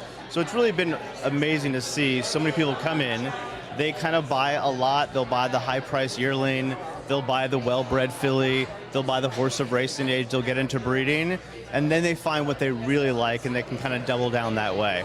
Yeah, I think you're making it accessible. People can kind of test it out and feel it out and understand the process, and it makes the intimidation less. There was no way to test it. My background before coming to starting my racehorse was I was in digital marketing, and so the brand I worked for before was a company called Casper, and we would basically sell you a mattress, but we gave it to you for 100 nights for free. And one of the frustrations I always had with racing, it's this beautiful sport centered around these amazing, majestic athletes, but there was no way to get involved and try it. Yep. And you just knew that if people could try it and they could get a taste of it, there was no turning back. And I think that's exactly what's happened across the globe, is you come in, you have this fractional opportunity. I never thought we'd be in horses like Puka, but to be able to get in horses like that, then the kind of energy, the excitement, kind of takes over, and you never know where it's going to take you. A lot of them stay with us, a lot of them go do their own thing. So I think that's been exciting. Just that our venture has gone from racehorses to now breeding to who knows where it goes next. Yeah, no, it's incredible to really be kind of the top of the funnel, like as we say in marketing, right? To get people awareness, engagement, and then to see actually people move down that funnel within racing and get involved deeper is really rewarding. So it's awesome work that you're doing. We have Emma Brown in the comments here. She's asked two questions. She said, where are you hosting this? Looks like a cool spot. This is called Olives in Lexington. It's a speakeasy that is owned by Resolute. Really is a cool spot. And her second question was specifically about my racehorse, what the benefits are being involved in my racehorse and what experiences race owners receive from buying into it. It's a great question. Well, two things. One is, I'm very proud to say it is true ownership. So one of the things that we did, I love across the globe any way to get people involved in ownership. There's lots of ways. There's different clubs and there's different ways that people can get involved. But what I was really interested in doing was, could we make ownership real? Could you actually have an equity interest in the racehorse? So these are fully equity-based interests, which is why we have to go through the whole Securities Exchange Commission and FINRA and all that kind of good stuff. And then once you own that equity interest, it is what you would expect from ownership. It is the behind the scenes. It is interviews with the trainers. We just had a great video this morning of Puka on the racetrack with Ian. There was a GoPro on. You could hear him talking, what he was looking for, what he liked about what he saw about the horse. And that's what I love so much, is that behind the scenes, how did a horse ever get to the winner's circle, right? What happened? And we're watching right now on the earliest days of Puka's training, right? I mean, he hasn't even had his first 2-minute lick. I think that's like next week, right? So we've seen the entire thing from going through the breaking process to that first gallop, to that first 2-minute lick, to that first breeze, and then hopefully into that winner's circle. So you get the full behind the scenes, you get really good insights. It's incredible how much our partners and our trainers and the jockeys will really give the good insight about what's going on. And then what's been great is you also get to open up to the experiential. When you partner with people like Resolute, they've been amazing. We've had, I don't know, I got to say 24 tours. I mean, of all the partners that we've had, I would say John and the Resolute team has been the most embracing that it's not just about owning the horse or getting the updates on the app, which is really cool. It's about coming out to the farms. So they've hosted almost once every other week an opportunity for the partners that own Puka to come out and see him and see the farm, and met the mare before, when she was there. And so it's the whole thing. Now, can we have everybody come out every single day? That would be difficult with 7,500 people. But we do make a lot of opportunities. Yeah, no, it was great. We actually did one of the events that I really enjoyed. We had Puka, Preaky, and we had her 2025 filly. And her filly was born on the day she was born. When she turns 3 is the day the Oaks is run. We I think it's heard serendipitous. a whispering of that earlier, that maybe it's a little bit of foreshadowing there, hopefully. Destiny. Yeah. So anyway, but the fans, my racehorse fans, got a special access to that event that no one else got access to see her with Preaky. I mean, and then I was explaining to them, they'll never see each other again. Yeah. Like the horses will never be back together again. Right. That was the last time because he went off to training the next day. Yeah. That was the last time those 3 horses would ever be together again. So you got to see those multiple generations, special for them. And we had people that, really enjoyed just having that opportunity, and we enjoy having them out on the farm. Well, it's great. I mean, it's such a unique industry and sport, and I think the one thing we always harp on is the second you experience it. The second you show up at a racetrack or you have an ownership group or something, I mean, you really are drawn into it. I mean, we're seeing it tonight, all the amazing people in this industry and the passion that everybody has. So, I mean, we have a lot of My Racehorse fans in the comments coming in. Emma saying thank you for answering your question. Of course, we want everybody's questions in the comments. We want this to be educational for everybody. So well, there's going to be about 700 people this weekend at OBS. So they've been kind enough to allow us to use the facility. So we basically are having a 2-day event where all the horses that are down in Ocala are coming to the racetrack. They'll be galloping, they'll be in the stalls, and all the owners get to come down and spend the entire day with their horses, take the pictures, hear from the pre-trainers. I didn't get invited to that. You're always invited, open invite. What's going on? But what a cool opportunity. 700 people are going to come down and spend the day with the entire stable of horses. That's awesome. So it's pretty neat what that's been able to do. Well, again, always so many exciting updates from My Racehorse. Anyone who's interested in learning more, go check out their website, learn about the offerings, their socials, anything. And we have a video actually of one of their offerings that I know they're really excited about. So we're going to show you guys that here and do a little set swap. But Michael, thank you so much for joining us. Appreciate it. Thanks for having me. My biggest win would be over in Royal Ascot. Undrafted, Brazen bow towards the nearest time, trying to peg him back. Undrafted wins the Diamond Jubilee under Frankie. When we won the Diamond Jubilee, and the Queen of England presented us a trophy, and all of my children were up on the podium and got to shake her hand.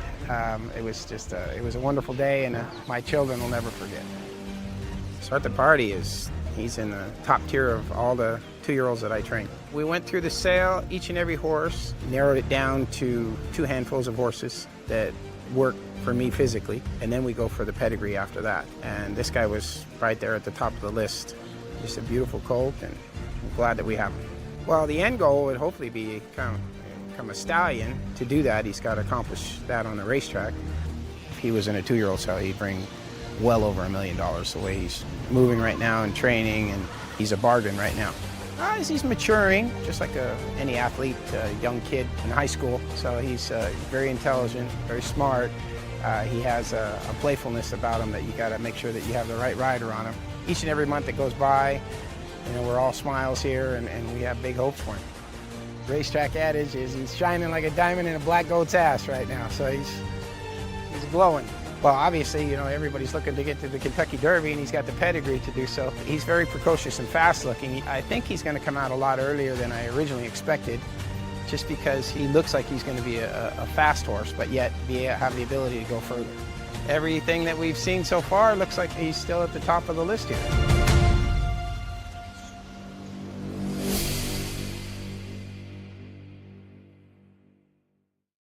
Exciting things I coming. was there with JD. First of all, shout out to Alex and JD and Greg, our videography team, who's making all of this happen and putting together all these amazing clips and footages to keep it thrilling and exciting on here. So thank you guys for making this possible. And JD and I went down to Florida to film Start the Party. And I will tell you, I created a My Racehorse account after that day because I was like, he looks so good. I want in on that. I know, him rearing, bucking around on the backside.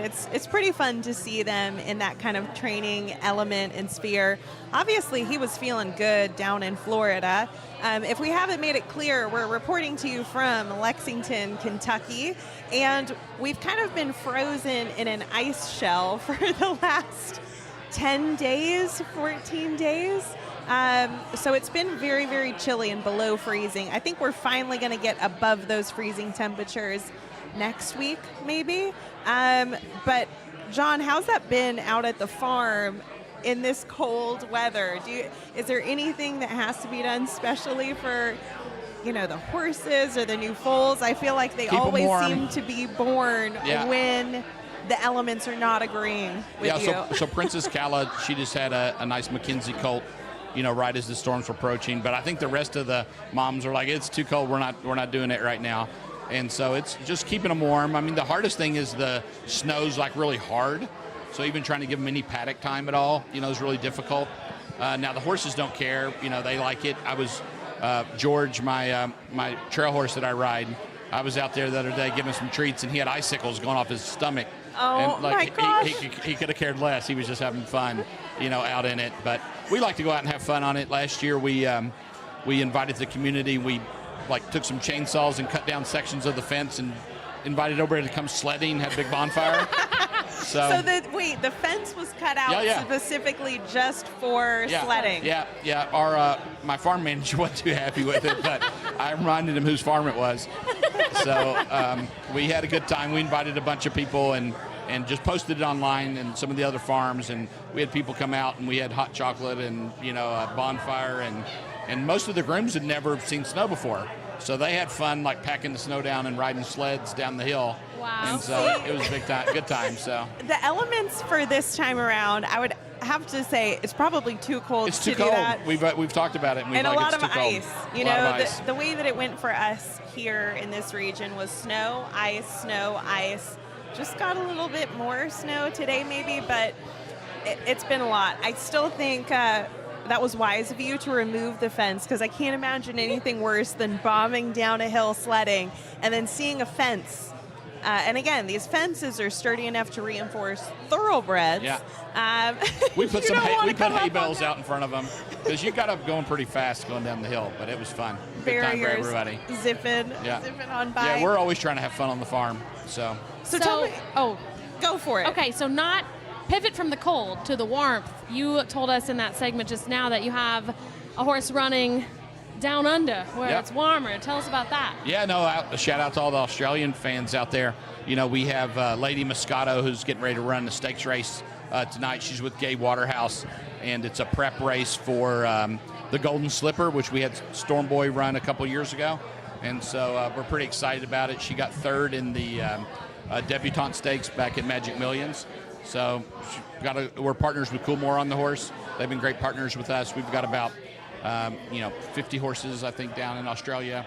So a lot of partners down there. I mean, it's funny. We own 20% of a horse or 25%, and they let us put our silks on it all the time. People down there just want to be partners with us. So it's been a good way to get into the game down there. I love it. The sport is so global, so worldwide. Obviously, we're spoiled with a lot of fantastic farms and racing here in the region that we're in. And we've got another guest from a prized here we go. Lexington establishment. We're joined by Tony Sissel of Three Chimney Farm. How's it going? It's going well, thank you. Breeding season's in full force now, so things are going good other than the snow. Yeah. We were just talking about that. Hey, you might be able to go sledding at Resolute sometime. Maybe add that into the mix out at Three Chimneys. So as you mentioned, breeding season is about to kick off. What is the status report from Three Chimneys at this moment? We currently have 5 foals on the ground. We had our first Newgate for us, who was one of our new stallions last year, so that was exciting, a very nice filly. And we're waiting for the first gun pilot, but we've got mares backed up, ready to foal, so it's all go. Stallions are in good health, everything's rolling along well with them. So can you speak to a couple of the stallions that have a lot of fame within the industry that are standing at the farm that people might be familiar with? Obviously, Gunrunner would be our number one stallion. Great racehorse, great sire. He's already sired 12 Grade 1 winners, 52 stakes winners. So he's roll off those statistics. Yeah, he's on a roll. But we added last year. We added Gun Pilot, one of his Grade 1 winning sons that we bred. It was a homebred, so that's exciting. Always cool. And we also brought in a horse called Newgate, who's a son of Into Mischief. So we're very excited about him as well. That's a solid roster. I gotta say, Gunrunner, one of the most beautiful horses in my opinion. There's something about that deep, rich coat color, and I feel like he stamps a lot of his progeny with that. He does. He's an average size stallion and he fits so many mares well. You can breed small mares to him, you can breed big mares to him, and then his pedigree is very interesting as well. He does really well with Northern Dancer mares. Malibu Moon, Seattle Slew Line mares, AP Indy mares, but he's a great stallion. I mean, y'all are lucky with that one, and so many others, obviously. Speak about the history of Three Chimneys as well, because like I said, it's kind of an institution in It is. Well, you know, at one point, Seattle Slew stood there, so that was Triple Crown winner, and he was a great stallion in his own right as well. And it's interesting that Seattle Slew line mares cross really well with Gunrunner. Oh, there it is. Got a drink again. Again, that's our keyword of the night. See, John, this will come up a lot. Yes, grab your beverage as well. All right, keep it rolling, Tony. But Rahi stood there at one time. Point Given. There were a lot of horses that from the past that have stood there that were nice stallions as well. Being from the Northwest, you know, I gotta love a Seattle Slew. Yeah. Come on, it's not many times that That's true. That's true. You've got that name incorporated into the mix. Yeah. So, in speaking about the relationship between Resolute and Three Chimneys, It's been a great partnership. Yeah, we own a horse together. Yes, we do. We have a son of Gunrunner called Silver Shot, who's a really nice prospect that we're excited about. And no, John's been a wonderful partner, and we look forward to many more partnerships. Yeah, no, we're really excited to announce that Goodnight Olive is going to Gunrunner this year. Wow! Yeah. Dun, dun, dun. Put the air horns. Can we get fireworks? Yeah. If that doesn't make you excited, if you're a Goodnight Olive fan out there, and you know, not just a top stallion, but one of the, if not the top stallion in the country. When you go to these sales and you see what the value is of these gun runners, Ron Winchell and I partner. I mean, you got to partner on them to be able to afford them. Yeah, he had a yearling average this year of over 900,000. Wow. Yeah. So, and what's his stud fee right now? Well, we started off at 250, but they've gone up to 300. So it's. Is he number one top dog? With that? Sorry to put you on the spot. I don't know. Into Mischief, they may have had the same situation where they've got so much demand that they raised him as well. But certainly Into Mischief and Not This Time and Gunrunner would be the top three. Top spot. Yeah. So what made you choose that? Well, you got to ask Chelsea that question, but she's the brains behind all that stuff. But she does all the matings and works through with the team, and I support the decision, of course. I mean, I was a big fan, and so if they think it's a strong mate, I mean, how can you not like that pairing? 100%. And so she's a real strong filly, excelled with quick filly. She's a sprinter. He's done everything. So it's just exciting when you have a mare of that quality. We were late to the game. Again, we're learning a lot of things, so we were a little late on planning our breedings this year, and they got us in. You kind of had to. No, Goodnight Olive is a special mare, and it's interesting. You could always find room for special mares, and and she's a champion. She raced well, and to me, Gunrunner was a very sound horse. And as far as we were talking earlier about the breed, but Goodnight Olive was a sound, really tough, durable horse, and so was Gunrunner. And I think that if there's anything we can do to help the breed, it's breeding good sound horses. Absolutely. Yeah. And you got to take those opportunities, with it. We Not This Time. Chelsea picked that before he really took off, and so I'm confident in the pick, and we're thankful, that they're getting her in. She's got to seize the great colt that's due this year, and it'll be exciting for everybody. But I mean, even with a $300,000 stud fee, okay, and a $900,000 average price, you're talking a 3x multiple.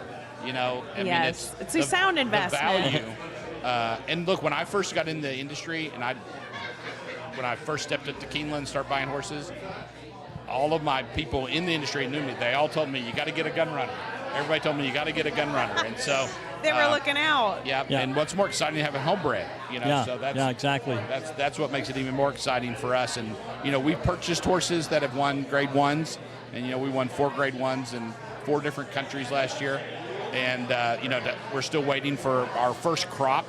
The Goodnight Olive. Pre-key crop is like really our first homebreds where we selected the breedings for those horses, and so we're real excited to have that kind of quality of horse and of that combination of Gunrunner and Goodnight Olive. Yeah, well, we're excited to have those kind of mares, and thank you very much. He's also sending another really nice South African mare that's coming to Gunrunner. Yeah, and she was a horse of the year. 2-time horse of the year there, just similar to Olive, and that's what attracted me to her. I bought Olive that year. She was 2-time Eclipse Award winner. I had the opportunity to buy Princess Kala, brought her over here, and really great mare. She just had a really beautiful Mackenzie colt. That bloodline, is she's a Flower Alley, and she was she ran a lot. Yeah, I know she won 12 times. Yeah, 12 times. I think 9 of them were graded stakes races. I think she ran 30 times. She's one of those mares. And she's going to Gunrunner as well. Yes. Yeah. Wow. And then fingers crossed. We have a horse together called Silver Shot, but we've got Paladin on the Derby Trail. We don't own him, but a son of Gunrunner, as well as Further Ado. So I know Gunrunner and Into Mischief were the top as far as having horses nominated to the Derby. So that's going to be so exciting. This footage here, I believe, is Princess Kala's foal. Oh, baby, yeah. Previous baby. Oh, my gosh. What a spunky and little he is thing. the friendliest thing. We with a blanket. Well, we get to show up like when they're born, and so it's kind of like that in Jurassic Park. He's like, I like to be there when they're hatched, and so it's kind of like that with us. Finally, John's getting in on the references to other things like I do. Yeah, so we get to be there when they're born, and and so like I think they delayed a little bit because when Pizza Bianca had her baby, I live streamed it. And the farm manager was like so nervous something was going to go wrong during the live stream. So now they tell us like after they drop, and but we get up there, and she's just a great mom, and we sneak, we bribe our way in there with treats to get to be with the baby. But he just really, comes right up to you and really is showing no fear, and so it's just fun to see him at that age. And then we get the joy, and I'm sure you have the same thing, being able to see them to develop and grow, and and then when you see them on the track, you're even that much more proud of them. Well, for you, breeding a good racehorse is a very rewarding effort, and when you breed really good horses, and you're on your way to doing that with Goodnight Olive and Gunrunner, hopefully. Yeah, absolutely. It's very rewarding. Yeah, it's so fun. The Not This Time colt we have is just so exciting. He could break some records if we took him to the market, and maybe thinking about doing something that we did with similar to Pre-Key, and that would excite a lot of people. And but this Gunrunner colt is something that you got to be excited about if you're a Gunrunner fan or a Goodnight Olive fan or you're a racing fan. And Bobby Flay last year when I announced that I was going to take Puka to Frankel at this, but we ended up selling her. That was some dream that I had of doing that. He's like texting me. He's like, John, don't do that. Like, don't do that. That's like a bad move. You can't do that with that mare. So hopefully, Bobby Flay, if you're out there, you approve of this mating.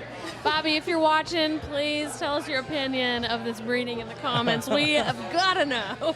Well, me and Bobby, we own. I bought Pizza Bianca, and then he had seller's remorse. He wanted to buy her back, and he wanted to buy her. How quickly foal did back. that happen after he sold her? Like as soon as he saw like the pictures of the baby, and so he's like wanting her back, and so like if I was going to sell her to anybody, I was going to sell her back to him, right? Of course, and so we bred her to Justify, and so she had a Justify colt. So we have owned the colt together, and he's going to be a yearling this year. Well, Bobby doesn't like to keep the colts; he wants to sell all of them, and I want to race it. So I kind of told him, I said, I think it'd be fun for maybe with America's Best Racing, we do a Beat Bobby Flay episode between John and Bobby Flay. And if John wins, we race it. And if Bobby wins, we can sell it. And we do it like Derby week. So, Bobby, I'm calling you out. I'm liking this. Yeah. I think there's something here. Beat Bobby Flay episode. You're going to have to cook, though. Yeah, no, I can cook. Yeah. Oh, yeah. He made the hot browns. Bobby, no anchovy seasoned breadcrumbs. You can't use those. We're a big fan of your show, and he cheats with those anchovy flavored breadcrumbs. He puts them on everything. Shots being fired. That's what he Being does. called He out. throws them on everything, and that's how he wins all those episodes. You know, if you want to beat him, you got to join him. Oh, no, I got a plan. Season the I got a plan. I love this idea so much. Again, Tony, we want you to be able to get back, enjoy the party, Thank you for having us. celebrate. It's a great event. Yeah, thanks for Celebrate coming. the good news We will. of, again, this is kind of the news of the night. Yeah, no, it will be exciting to see Goodnight Olive. I saw her at the races, but I've never seen her actually up close, so it will be exciting to see her when she comes to visit Gunrunner. Well, thanks for having her, and thanks for Princess Calla as well. Yeah, thank you. Yeah. I have a feeling that there's going to be a good turnout on the breeding sheds on those days. So Yeah, you know, it's special. I mean, it's special to go out and see her every day. I mean, we actually have more staff on the farm because of Goodnight Olive. The story is, you know, I didn't know a lot about the horse industry when I got there, but, you know, we own Goodnight Olive. I go out there, and it's summertime, and she's got, like, sweat stains on her. And I'm like, I call like an emergency meeting. I call everybody. I'm like, what the hell's my $6 million mare doing with sweat stains all over? And they're like, she's a horse, you know, because they're Irish, you know. She's a horse, John, that's what they do, you know. And I'm like, no. I said, we have people coming down here to see this horse. Like, I want every horse that's on this farm every day to be groomed. And they're like, you're crazy, you're mad. And I'm like, I don't care, it's my farm. So every horse, whether it's a rescue horse, trail horse, every horse on the farm every day comes up and gets groomed and, you know, gets taken care of. And, you know, I think it makes our horses more friendly, you know, because, you know, All the attention, we the love, we the interact care. interact with them, and they're, you know, they're getting that, you know, opportunity. So anyway, just again, it's fun having your own farm and being able to do things like that. Oh, look at this guy. What's going on, guys? We've got a new addition to the set over here. The girls in Sakura. Lexington do not need an introduction to this guy. Oh, shots already fired. No, I'm his wingman. Yeah, He'll I was tell going ya. to say, without John's help, I'd be a little bit We lost. need so. story. Oh yeah, no. Hey, let's just say Are they safe for the show? Pegasus. No, I got embarrassed. Sensitive topic. No. Yeah. I keep Chelsea updated on that stuff. Not as much John. He does. But Well, hey, if we gotta transition this Yeah. show over to a little like pod about John and Jess speaking in of the young wild. people in the industry, this guy here, I think, and I try to hire him. Like, that's how good he is. This is, like, I think, one of the smartest young people in the game today. And mark these words down when I'm, like, gone, like, and this guy's, like, you know, doing really great things. I mean, I bought a lot of horses. And I'll be talking to him, and I'll talk about a horse, and they'll be talking. He goes, "Oh yeah, you paid $625,000 at such and such," and I'm like, Do you have a photographic memory? I'm like, what? And it's not even his horse that I bought. Yeah, It's somebody else's he's horse. just tuned in. He knows. I was going to say, I wouldn't take credit for my intellect. Maybe memory's good. No, but he's- John's hyping me up. He's making me look good. No, this is one of the smartest kids in the game. He's getting young people, groups of young owners. You always see him at the track. I was at where were we? Oaklawn. And we were out there. I'm trying to think. Right? Oh, yeah. We were at, We've we're been Oaklawn. at every track together, Yeah. but I was trying to think of the And, scenario. you know, when you have your own plane, you make a lot of friends, right? And so, you know, I saw Jess out there, and I'm like, "You need a ride back?" He's like, "Are you serious?" Yep. So, Yeah. Now anytime we're going anywhere, Jess is with us. But no, free- seriously, free super loader. smart kid. Yeah. Super smart kid, Jess? and big announcement with him. You know, he's.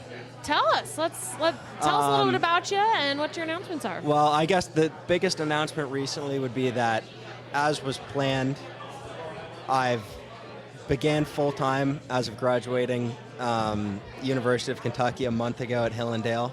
So now director of bloodstock there. Although I've kind of been working part-time, doing sales recruiting, doing a little bit of pin hooking, investing, trying to bring in new people the last 4 years. Now it's really in the office every day, doing paperwork, trying to be as much of a Swiss Army knife as I can be and be a helpful hand for my dad and the rest of the team. Well, he's at responsible Hillendale. for Puka 24 because it was on that plane trip from Oaklawn because we originally were not taking Puka to Good Magic. Okay. That was not the plan. And his dad, like, tried to get us to go to Good Magic, and we said no, and he was, like, really mad, wouldn't talk to us. And then Jess talks. He's like telling me all these reasons and like all this, like, you know, giving me all these facts and stuff. And so he's the reason The data moved the needle. He's the reason that we actually did that. I was going to say, I think my dad berated you in the paddock, and then you guys argued for about 5 minutes like you normally do. And if you've seen his dad, like, you don't want to get berated by his dad. No. Like, no, it's good because they're both so strongly opinionated. They just argue their points, and everybody else is so we done had a listening. really good and they just argument keep this going. last trip. Yeah, I that think was that a our good one. audience, for anyone that's tuned in for past live streams, you will be familiar with Jess's father, John Sakura, owner of Hillendale Farm, mainly from the Phasig-Tipton live stream when Marshawn Lynch was his guest. And Alexa went and talked to the Mountain of Field, and that was probably a pretty iconic interview. Marshawn Lynch, if you have any understanding of who he is as a character, he was letting it rip. He was doing the full promotional cut of Hillendale, and your dad was mortified. He was completely mortified. He immediately was trying like, to run "Don't away. post that." He grabbed like Goliath grabbing David. He just pulled him right back in when my dad was trying to, like a pinky finger. He was like, "Where are you going? No, you're coming back in here." And I think that, Lance Bell, our advertising guy, does a great job, but I think that would probably be our most effective advertisement so far. I want to say it could be the most effective, popularized advertising horse horses, racing. and John's like, "Hey, you know Marshawn Lynch?" And we're like, "Yeah, sure, we all know Marshawn Lynch." He's like, "Hold on a minute." And then here he comes, and I'm like, "How the hell is John Segura know Marshawn Lynch?" Yeah. Super topical on Super Bowl weekend, too. I mean, Super Bowl winner with the Seahawks and everything. Yeah. So, but I remember some clips of that went viral, and the following day, to give your dad credit, he was like, "No, that was awesome. Like that can ride. But he eventually took him came a minute around to and was adjust. like, you know what, that's actually pretty funny. He was like, even though I think he was talking about semen when he said it, he said, you're not supposed to say the word dope because it comes off poorly. So I think that was his concern. I think A1 nut was the A1 actual nut, term. they have the best dope, yeah. We talked to him the other day, and he's excited. He's going to come down for Keeneland the springtime. Oh, that's going to be great. I don't know that he knows who Gunrunner is, but that's where Torpedo Anna's going to go to, in which he bought a little piece.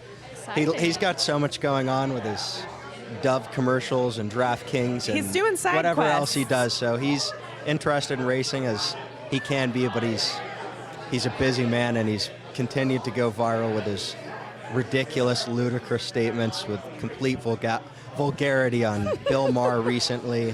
So kind of like your dad. Yeah, basically. If my dad was from the Bay Area, then yeah, that would be accurate. Yeah, if my dad was from the Bay Area and his name was Marshawn, then it would be comparable. But again, John's one of the guys that when we first got into the industry, you know, again, I'm worried about like these Kentucky blue bloods not like welcoming you, and like that kind of situation. Not that situation at all. And so John invites me out to his house, and their farm. I mean, I thought I had a nice farm till I went to their farm, and I don't know if you've been to their farm, but it was like one of the first billionaires in America. I mean, we literally got lost on the farm out there one time. It's such a big farm, and then they bought more land and raised Wagyu cattle and all this stuff out there. John's like into everything, but John invites me and Chelsea out there and cooks us lunch, himself. And maybe he should be on the Beat Bobby Flay episode. I know. He made some spaghetti and meatballs when I was out. He's an unbelievable chef. Yeah. And really it was great. But he's very welcoming. He kind of he didn't put any pressure on me to other than, Puka to breed. But, he was like, just trying to, make himself available if I needed any questions. When my application was to for Keeneland to be in the Horsemen's whatever. We went up to John Segura to sign it. We were at Frankendino's. He takes the application, rips it up, takes the phone and calls Shannon Arvin and says, "The guy spent $20 million at the sale. Make him a horseman." Yeah. And hangs the phone up. John had just walked outside. Gavin was so embarrassed. He'd got like 10 people to sign it, and my dad just looked at it, ripped it in half, and threw it on the table. I think he thought all his hard work had potentially gone to waste. I got in the horse. Me and I was Chelsea going to say, both. but I think he got in pretty quick I think I was after the that. fastest one to ever get in.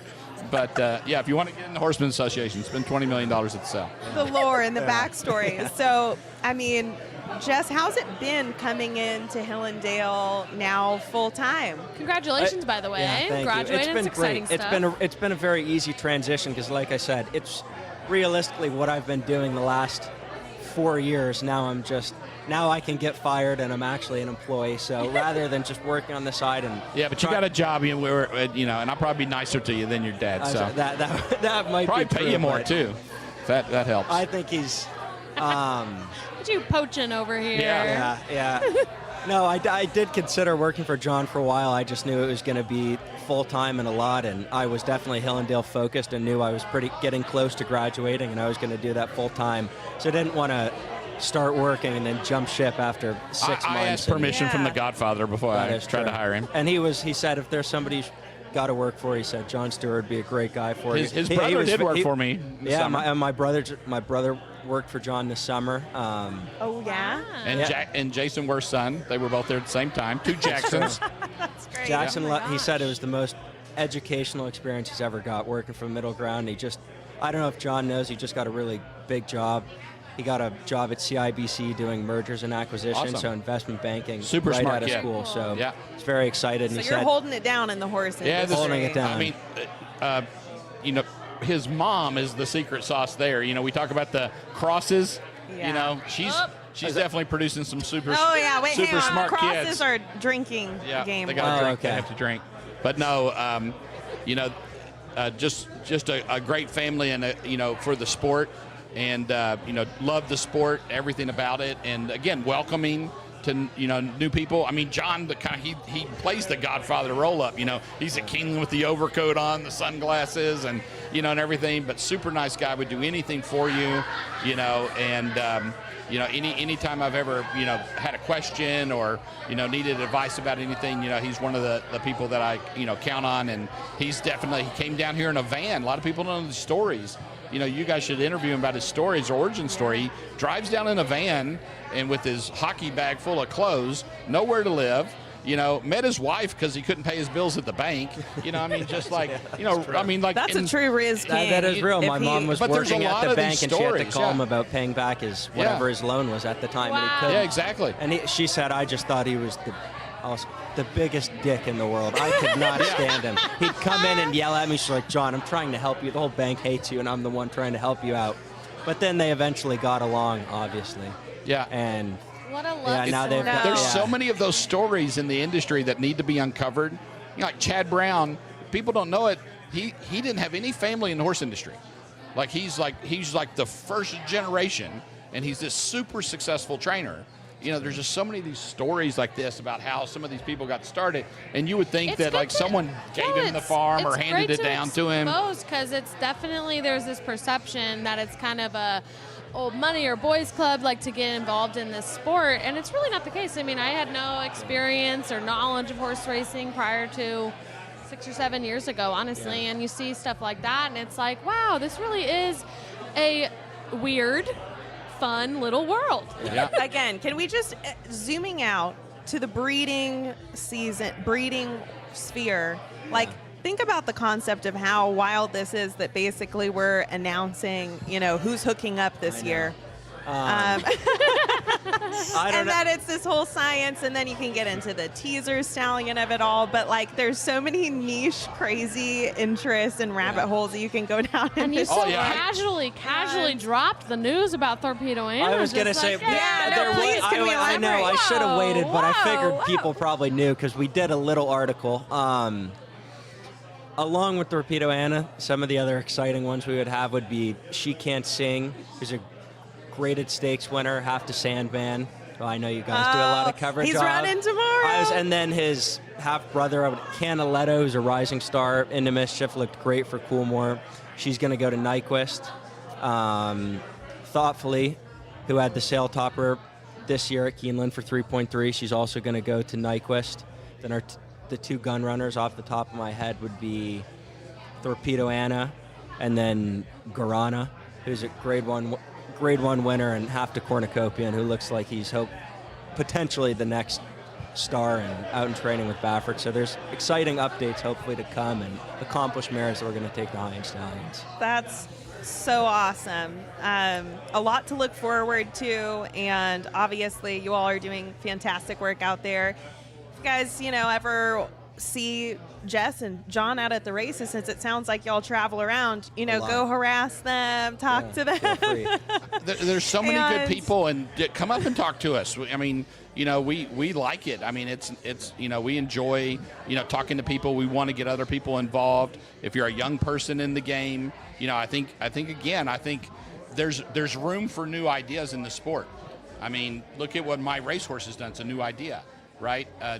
You got young people like Jess and Chelsea and, a lot of other people, in this industry yourselves that are doing really good things. And, what you guys did, with Sandman and the whole promotional campaign around that, and then you made an owner in the industry. You took somebody that was an internet star, and then what's he doing? He's buying his own horses. He moves to Saratoga in the summer, and he's out there cleaning stalls. I mean, I think it's, and people in the industry hating on that. They're crazy. We got good things going on. We need to promote that stuff. And you definitely, if Hillendale's not planning on this already, you got to do some content around the Sandman siblings. I know. I would love to do content, and I was kind of you thinking, know who to call, okay? I was thinking today, when you're done reading the T10, the Blood Horse, whatever research you do in the mornings, after watching Griffin's videos, you're kind of I wish there was more of this to see. You're kind of out of content for the day versus any other sport or business. It's nonstop loops on whatever form of social media anybody under the age of 40 would use. It lacks a little bit here. So having somebody that's actively creating content is exciting. And he's excited about the industry. That's exactly Genuinely excited. And I think everybody would be that could get a real taste of it. There probably is a little bit of a barrier to entry, which I know people probably have felt, but if there was a way to welcome more people and introduce some education and get them involved, and even if it's a micro share but some sort of ownership, that would be great collaboration there is Hillendale and My Racehorse on a breeding. They said they're getting into some breeding. I could see that happening. Jess, John's wheeling. He's taking this moment to make it happen. I'd like, put some of this stuff together, Like John said, I'd be, now that I'm actually in a full-time role, anything you guys want to do, now he's got the power. He's happy. Time to make the moves. Well, we're excited for that, hopefully there'll be a lot more, not hopefully, I'm sure there'll be a lot more coming, news from Hillendale, and hopefully lots more collaborations and ways to get people involved. So we will definitely all be in touch, and maybe if Marshawn comes down, we'll do a round 2 interview. That'd be great. Maybe if we could do a 25-second delay this time around. No, none of that. We want the authentic Marshawn. And ladies, I think he's still single. So me? Yeah, that's true. Yeah, he's single. He works hard. He's got a good job. He's really embodying. He's got a degree now. Yep. I mean, look. The wingman role. That's right.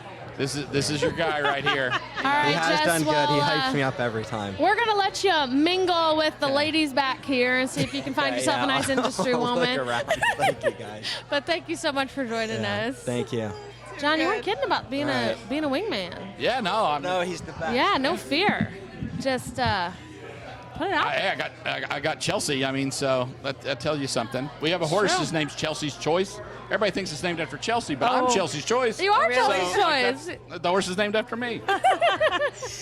Wasn't the greatest horse, but she's going to be on the farm for a long time. So wasn't the greatest horse. Well, does not live up to the name then. No, obviously not. Clearly not. We're currently ushering on our next guest. If you want to intro who's joining us, Alexa. Oh, we have Judy AG. Sorry, just a moment from the comments. I would be in on Torpedo Anna. Okay. I thought it was I would be in on Jess Sakura. Oh my gosh. But actually,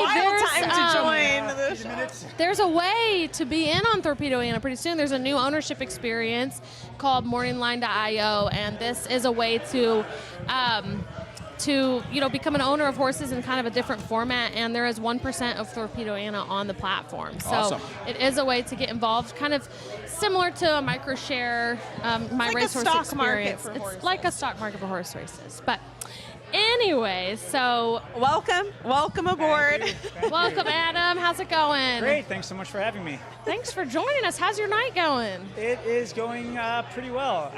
The weather is just still mind-boggling. I parked in my wife's parking spot about 3 blocks away, and I feel like I almost died 4 times trying to get here on the sidewalk. It is. I know. I almost ate it. Yeah, our farm is in Woodford County, so I haven't been in downtown in a while, and it's haven't made it into society. Yeah, no, and I feel like I want to go back to the comforts of the farm, and no, it's wild out here, but good to be in here. That's great. No, I think that the vibes in here are something special. So much memorabilia in this establishment as well, earned by a lot of the horses.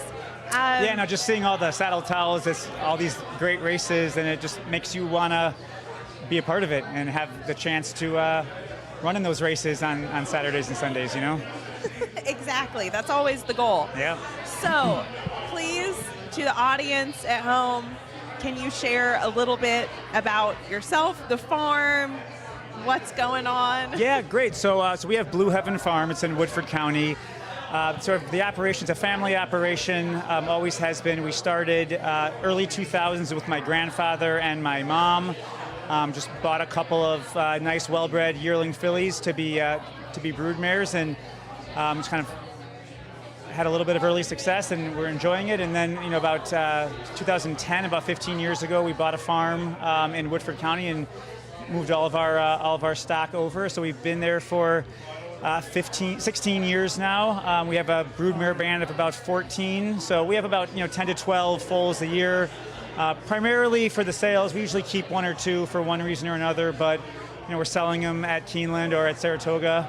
And it's been great. My wife and I moved here from New York City, so it was a bit of a culture shock going from Manhattan to Versailles. Yeah, not Versailles, by the way. Trust me, all of my friends at home find that very comical that it's Versailles, but just got to lean into it. Yeah, we have culture here. It's Versailles. Yeah, exactly. We have Paris, too. We have Paris, and London. Paris, Kentucky, London. Frankfurt. Yeah. It's a very cosmopolitan state. Yes. We got everything. Siri or Google Maps pronounces it Versailles, and I'm like, girl, not quite. Don't get the southern accent. Yeah, no, exactly. Yeah, that's my one. I know I'm from the Midwest and my wife's from California, so we have 2 kids, but I was hoping they would have really good Kentucky southern accents, but unfortunately, it didn't work out. They sound like us, so it's disappointing. Oh, but no. Give them time. Yeah. Got to be around the right people. So Blue Heaven, can you tell us about the name? Yeah, so it was actually a song. It was an old Gene Autry song from the 1920s that was my grandfather's favorite song, and apparently he would sing it to my mom and her brother when they were little kids. So my mom always remembered that. So we named the farm after that, and just kind of thought it had a optimistic tone to it, and just something sort of inspirational, So yes, we've been in Versailles for 15 years, and just again hearing about all obviously the great mares and the great stallions. It's wonderful to be a part of all of that, but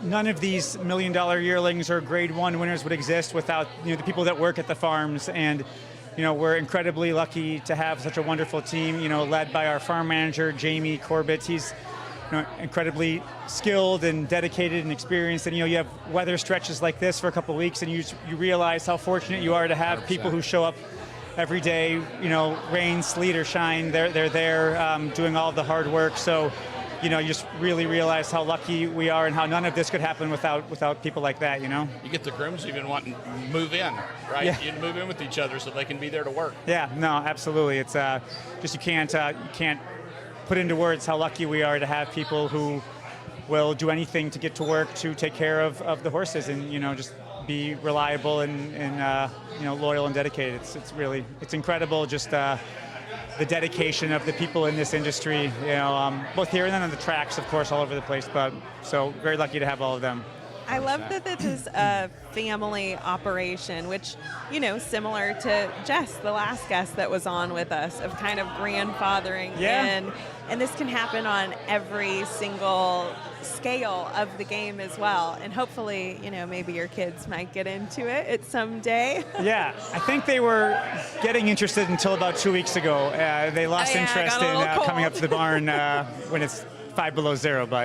But yeah, no, you're exactly right. It's been, my grandfather started, my mom got involved, and I was just always close with them and interested in what they were doing, and just kind of, fell in love with the industry just like they did. And like you said, hopefully it's, we're hoping that this is a multi-generational thing, just like with our mares. It's like we're into, second, third generations with some of our families, and it's great to be a part of that and see sort of the lineage and start to pick up on certain traits and characteristics. It helps you with your decisions, I've got some of those listed here, like Virginia Key and Starship Jubilee. Tell us about some of the mares. Yeah, so, Virginia Key is kind of the crown jewel of our broodmare band right now. She was a homebred of ours out of a mare named R. Christie, who was a graded stakes winner. She's a half to a grade 1 winner, Grace Adler, who's by Curlin, was with Bob Baffert several years ago, and half to a colt named Pyrenees, who was a multiple grade 1 placed horse and ran in the Breeders' Cup a couple years ago. And her second foal is that Into Mischief colt named Tapan Street, who won the Florida Derby last year. That's big. So that was a big day for us. It was pretty devastating when he got hurt before the Derby. It was going to be a big thing for a small family operation like ours, but fortunately he was okay. But yeah, so she's just been, she was a mare that, one of those stories, we tried to sell her as a yearling, but she had a couple of little confirmation niggly things, so we were forced to keep her, and thankfully we did, because she's been an unbelievable broodmare. Has had 2 7-figure yearlings, grade one producer. So she's currently in full to gun runner, and we're breeding her back to Into Mischief, just kind of going back to the well with Tapan Street, and that she's by Distorted Humor, and that Distorted Humor Into Mischief cross is just wild. Cross is our drinking keyword. Yeah, Patch Adams, Life is Good, Practical Joke, just many of them. So why not try to make another one of those? So we're excited about that. Yeah, it worked. It works. Do it again. It worked commercially. It worked on the track. So we're going to give that another go. That's so cool. And again, from having a band of a dozen or so mares to then bringing one to sale that's consistently brings an insane profit margin and gets to go on and do such incredible things and be on a Derby trail. What does that mean to a family operation? Yeah, it's just really gives us confidence that we're doing something right, because I feel like in this business, you can do things a certain way, have great success one year, the next year do things the exact same way and have a terrible year, and really not feel lost at times and not know what it is that caused that variability of results. But the last 4 or 5 years, I think we've had at least one graded stakes winner every year out of, like you said, a group of 7 or 8 horses. So it's just made us feel like we're picking the right kinds of mares, we're picking the right kind of stands, we're racing the right way. And we may have an off year here or there, but there's enough evidence now to show us that we know what we're doing. Sauce. Yeah, we know what we're doing, and if we stay the course, we have a chance to produce more of these kinds of horses. So it's incredibly confidence building, and it helps through some of the rough stretches when you can think back on how it has worked at times. So stay the course, Yeah, and I think it's just so encouraging to someone like myself, because I'm getting in it at a later age and making a big investment, and these types of things, and to hear people that made life changes and came and did this, and now they're being successful, and there's a lot of stories like that. It's just really encouraging to hear, and that you can come in and be a new person in the game, and you kind of feel isolated at first, but it's very welcoming. Absolutely. Don't you think as well? Even the big farms, even the big farms like Three Chimneys, Coolmore, Windstar, all these guys, Spendthrift, they've just been so welcoming and helpful, and so there's a lot of help, in the industry if it seems intimidating.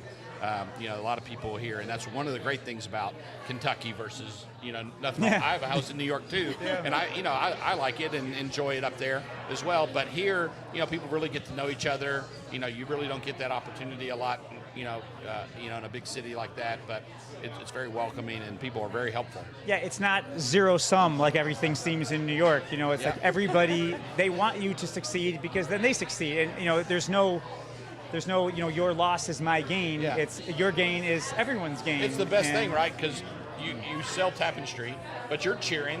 Yeah. So like we're deeply invested in his success. You got the breeder cheering. Like we're doing the same thing. We own a half sister to this horse that's in a race. We're like cheering on that horse, because it upgrades the page. Yeah. And so it's just it's so many interconnected. Crosses, for lack of a better word. You just want to get little tips in here. You keep she wants a throwing the refill. word out. I know, right? I don't know what the other secret words are to. It's a cross. They have to drink every time we say cross.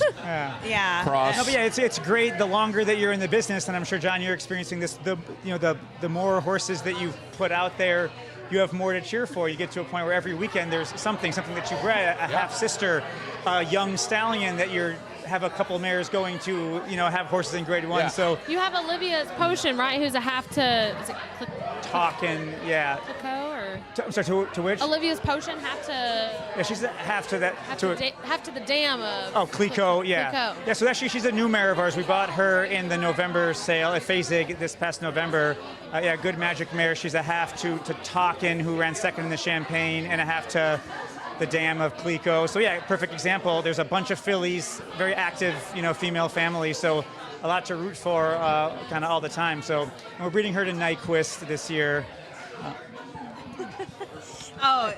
Secret signals, secret signs and refills. That's, again. I think the fans want Chelsea back, so I'm trying to get her to come back. Oh, we're doing. Oh, John's trying to tap out with us here. But there is Olivia's Potion or Clico on the screen there to show you exactly what we're talking about. So, yeah, it's really exciting, and you get involved in one area, and then all of a sudden you're a fan of 20 everything. horses, of everything they're connected to. Absolutely. So, And then sometimes the emails, I'm sure, John, you get this also. You have a horse like we had Starship Jubilee, was a kind of rags to riches, multiple grade 1 winner story for us, and you get emails from people all over the country saying that they love that horse. I'm going to be in Lexington. Could I come see her? And it's just, it shows you the connection that people have. And you love having them out at the farm. Love right? it. Yeah, we're the same Open way. Door policy. People yeah. are like, oh, thank you for having us. We're like, we love having you out there and sharing it with people. You don't realize the impact that these horses have on people's lives who aren't in the business. They just fall in love with a horse. Which That's what I realized when we bought Goodnight Olive. Of course, absolutely. And we arranged with Keeneland to have her go out at the beginning of the year because she had to be retired during the winter, and no one got to say kind of goodbye to her, like farewell. Yeah. And so I think doing more of that kind of stuff for the fans. But we went out 8 o'clock on a Saturday morning, and there were all these people out there to see her. And they're stars. And what other sport can you buy? A superstar. What other sport can you buy? I A don't sports know. team. Exactly. I mean, essentially you own your own sports Yeah. team when you own a horse. It's like so a fantasy sports. It's a fantasy Exactly. for sure. Yeah. Well, you guys are really living the dream. I mean, it's amazing to see a small, family operation have such success. So we'll definitely be following you and keeping track and wishing you all the success. So thank you so much. Well, thanks for having so us. much Thanks for coming. joining Yeah, us. great to have you. Look forward to seeing Yeah, you soon. thank you. so Yeah. great to meet you. John, what do you think? Are you staying with us? Are you tapping out for Chelsea to rejoin? I think the fans would. I mean, Chelsea's a lot nicer to look at than I am. So, and she's had a couple glasses of champagne, and that's dangerous. So I think we, that's danger right there. Look at these two young women in the industry here that are probably two of the most powerful people there, sitting there talking to each other. So, getting them in here. That's what we like. Well, we're going to keep you here with us while we've got our next guest slotted in here. We're joined by Liam O'Rourke with Windstar Farm. Liam. Thank you for having me. Excited to be here. It's going well. We're all having a lot of fun. It's a great venue and great idea to do this, John. Yeah, this thanks. is really forward thinking and fun and something that we don't we don't do all the time, but we probably should. So this Yeah, is no, great. I look at it was kind of a vision I had when we were started to do this. Kind of like going after like the college kids picking the school they're going to, right?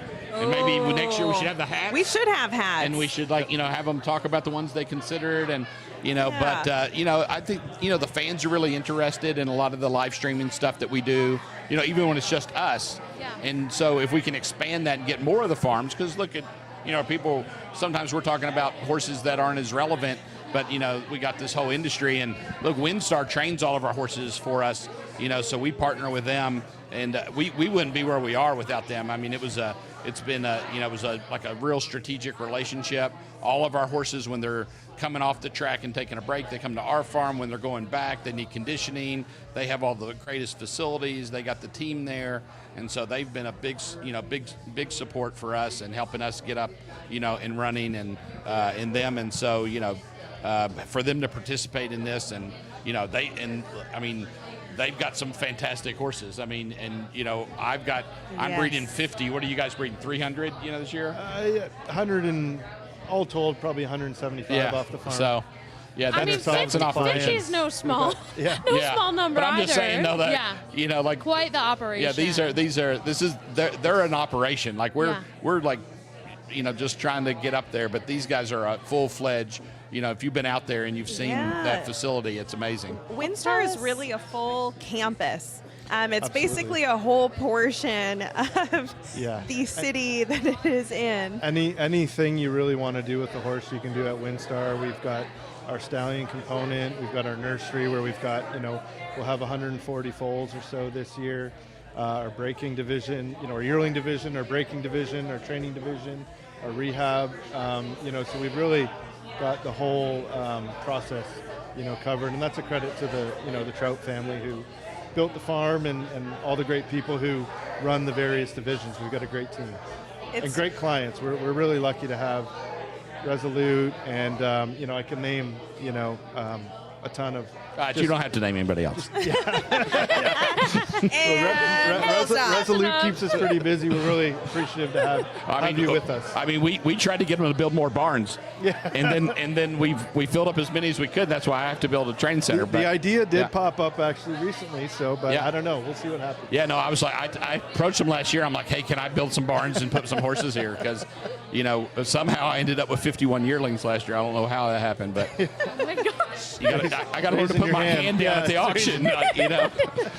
So, okay, this time of the year, obviously, this show, the theme is all breeding season, everything. So what's on deck out at WinStar Farm? Yeah, we're just on the cusp of opening the breeding shed, at some point next week. We're starting to get those early calls, mares getting close, the Baron and Maiden, those early mares that we'll see. So we're all excited for that. We've had 12 foals on the farm, so that's always exciting. See the new babies and all the new hope. It's just a hope springs eternal industry. So, every foal that's born, you wonder what could be, right? What could be. So can you tell us a little bit about that process? Because it's not like you just schedule all these mares on a book and then they're ready the day you're planning to come and see. Yeah. So how does that all work? It's a very collaborative effort between our team, between our breeding shed, our booking department. We've got outstanding people on both sides working with the boarding farms. It's a lot of communication. It's communication, it's detail, and it's a lot of people just working together to make sure that we're doing it right. We're doing everything safe. And we're doing everything at the highest level that we can to get mares in foal and have healthy babies on the ground. So it's a lot of work goes into it. And how many do you guys breed out there? We'll breed. We'll breed 1,400 or so this year. Wow! Out of how many stallions? So we've got 15 stallions. That's great. My busiest year that I had there, we bred 2696. We had 25 stallions that year. We were two breeding almost sheds 2,700 mares. Yes. And WinStar has a tandem shed. Yeah, we have 2 sheds going, so if there's ever a traffic jam, a mare needs a little more attention or a stallion needs a little more time, we don't slow down the process. It's like an assembly line down there. It's amazing if you see what they do in the breeding shed. And one of the aspects that we haven't spoken about yet is also the tendencies of the stallions. Part of scheduling them out is some of them complete professionals, you know, in and out maybe 20 seconds. However, some others might have their preferences, their quirks. Yeah, we've got some funny stories with stallions and their preferences and what they like. And share one. How we well, you know, Pioneer of the Nile, for instance. That's the dad of American Pharaoh, for those who don't know. He got to this level where he's breeding all these kind of 5-star, you know, blue blood, you know, blue hen type mares, and he sort of preferred the regular kind of. You like to get down the gutter every once in a while. Yeah. So every now and again, Larry, our stallion manager, he's a brilliant guy. We'd have to trick him a little bit and bring in a mare with a bit of mud on her. And, Okay. Mane down to here. Sometimes the guy just likes to get it a little dirty. A mare with some, dreadlocks, a little. Yeah, he likes to don't hate on the dreadlocks. Yeah, he did. Yeah. So, and then we do the old switcheroo. So just, we've seen some funny things down there, but it's always they're very, they're very meticulous. It's all very thought out, and our guys do just a great job to. And the industry has really like made mating, and they've made it like into like a process, right? In and out. In 20 it's seconds. a science. It's recorded, by the way. All of this is on camera. Yeah. For not proof. for use. But like so one of my first podcasts I did. And I didn't know, but like Gavin, who worked for us, he worked at Coolmore, and I didn't know what you called him. And they're like, "Well, what do you do there?" I'm like, "He's the guy who put the penis in the horse. He's a penis inserter." That is an official job title. And I said, "All I know is you don't want to clean his shoes at the end of the shift."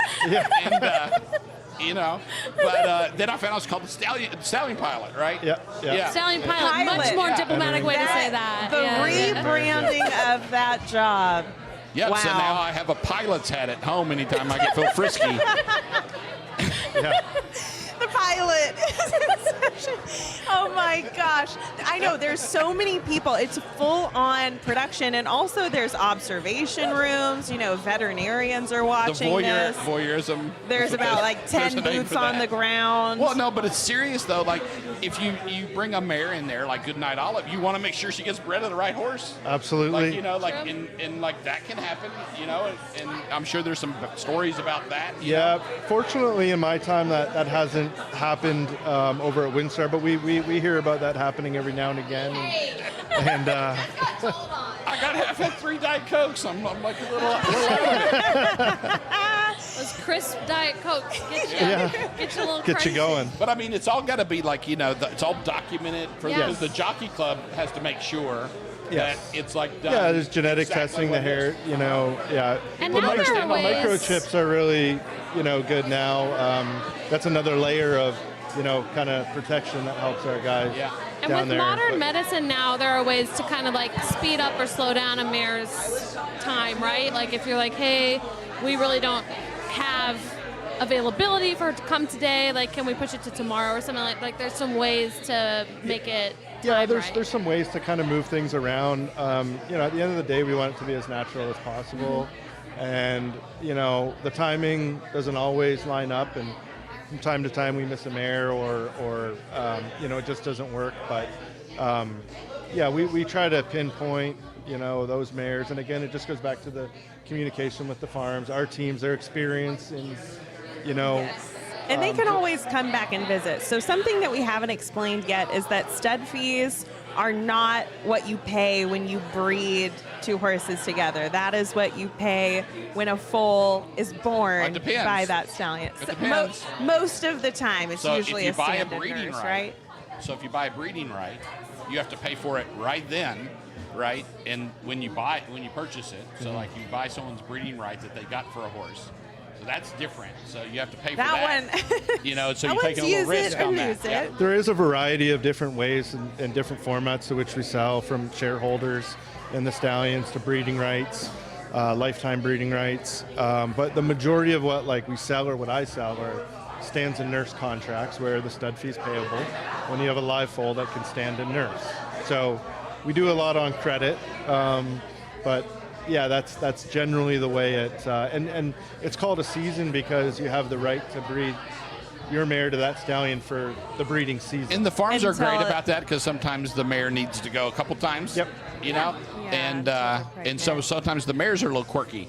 You know, and then they have to work it in. Yep. You know, and they're always, because it's important because if your mare misses, right, and you have an empty season, and again, it's an investment, and so they're really good about working with you on trying to do that. It would be probably a really good episode for you guys to go out there and just track all the trucks going in and out of that. And I think we want to do some teaser content too, because that's just the hardest job. Teaser content, right there, it goes right in there.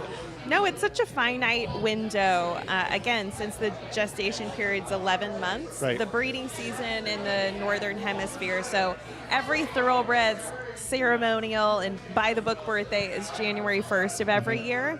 And so you want all your foals to be born between January and June.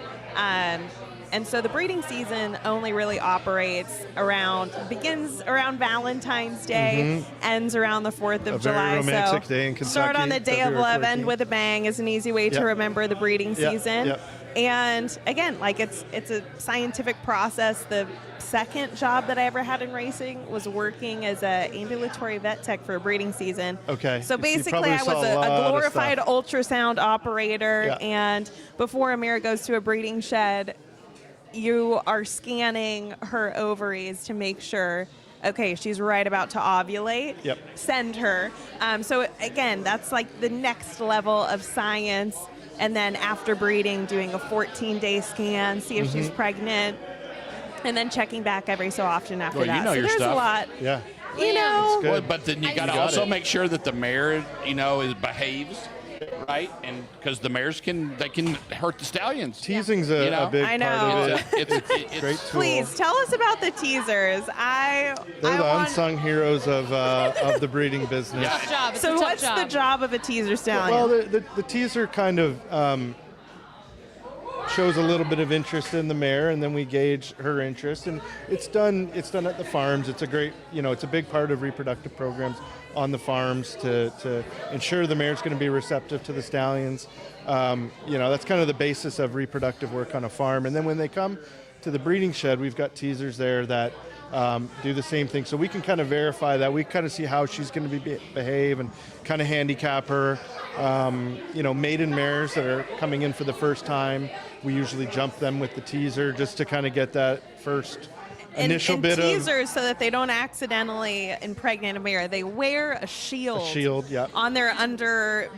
A chastity belt for horses. Yeah. Oh wow, that sounds like one of the toughest jobs in the barn, to be honest. God bless them. And a lot of times they're not they're amazing thoroughbreds. animals. Yeah. They can be little. Little they can guys. be short kings. we have a little pony. Yeah, they're little, they're gritty little horses that have a lot of, fire in them, and they're really amazing.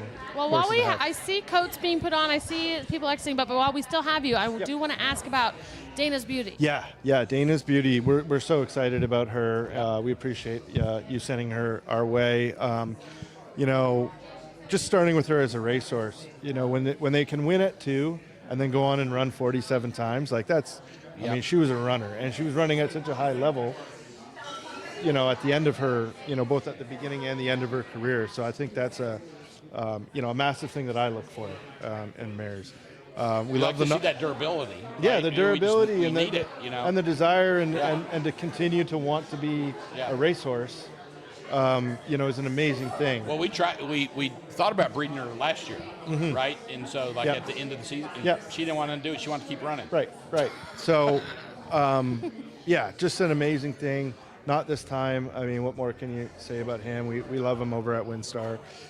Giants Causeway has worked incredibly well. Stormcat in general with Constitution. He's had 4 graded winners. You see that Stormcat pops up in Independence Hall's pedigree, First Constitution. There's some in Catching Freedom. So it's really neat. What I like in it, the trippy that piece of her pedigree there with the 49er coming back to Distorted Humor, 49er line stallion as well. I think that, that return to 49er is really cool. We saw that with Neat, who was a top class turf horse. Some 49er in his dam side. Cloud Computing in the pedigree. McLean's Music, Distorted Humor, 49er. So that's a really cool aspect of that mating that I liked a lot. And you guys did a great job on that. It's a good cross. Yeah. Oh, you did it on purpose. Man, She's having champagne. I'm running dry. Oh, yes. Save the day. Oh, my gosh. Chelsea. What about me? My boss went home. I'm okay. Just a beer. Or You don't something want to else. partake in The boss left, so I'm good now. Well, we can also let you go to the bar and grab one if you would like. We're not keeping you hostage. Not here. at all. Not at all. I appreciate you guys having us. And seriously. thanks for coming. John, we appreciate all you do at Yeah, Windstar. We absolutely. love having your horses and love having you in our group. And just wish you just wish you continued success with the way your operation. I'll put is my going. captain hat on later. Oh my God! Well, thank you so much. Thank you It really all. has been a joy. This is super cool. Thanks for having us. Thanks for coming. All right. Yeah, cheers. this is fun. All the best. Yeah.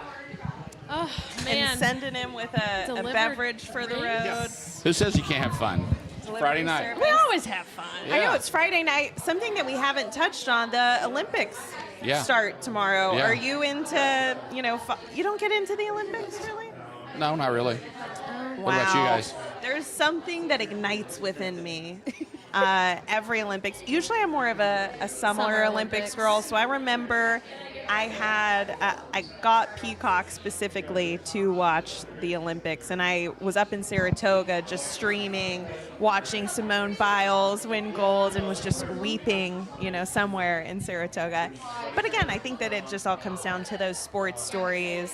We at ABR love telling like the compelling human interest stories, and there's so many of those at the Olympics that always get me going. So Oh yeah, no, that's I'll what's talk to you after the show about Lindsey Vonn. Look, but- that's what's good about this sport too, though. It's these athletes. We're talking about the matings now, but they're athletes. I mean, they really and are world class. Like world class. Your stable is equine Olympian level athletes, and same as all of the stallions and the group that's come on. So a lot of tie-ins. Another group that's come on is we have another guest here, Charlie.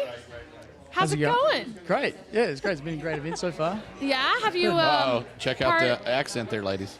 I know, third accent It's not in the Woodford rotation. County, a little bit further. John's the wingman. John's proven to be the wingman of the night. That's awesome. We'll see how it goes. He's got the accent. He doesn't need a wing. What are you talking about? That's the wingman.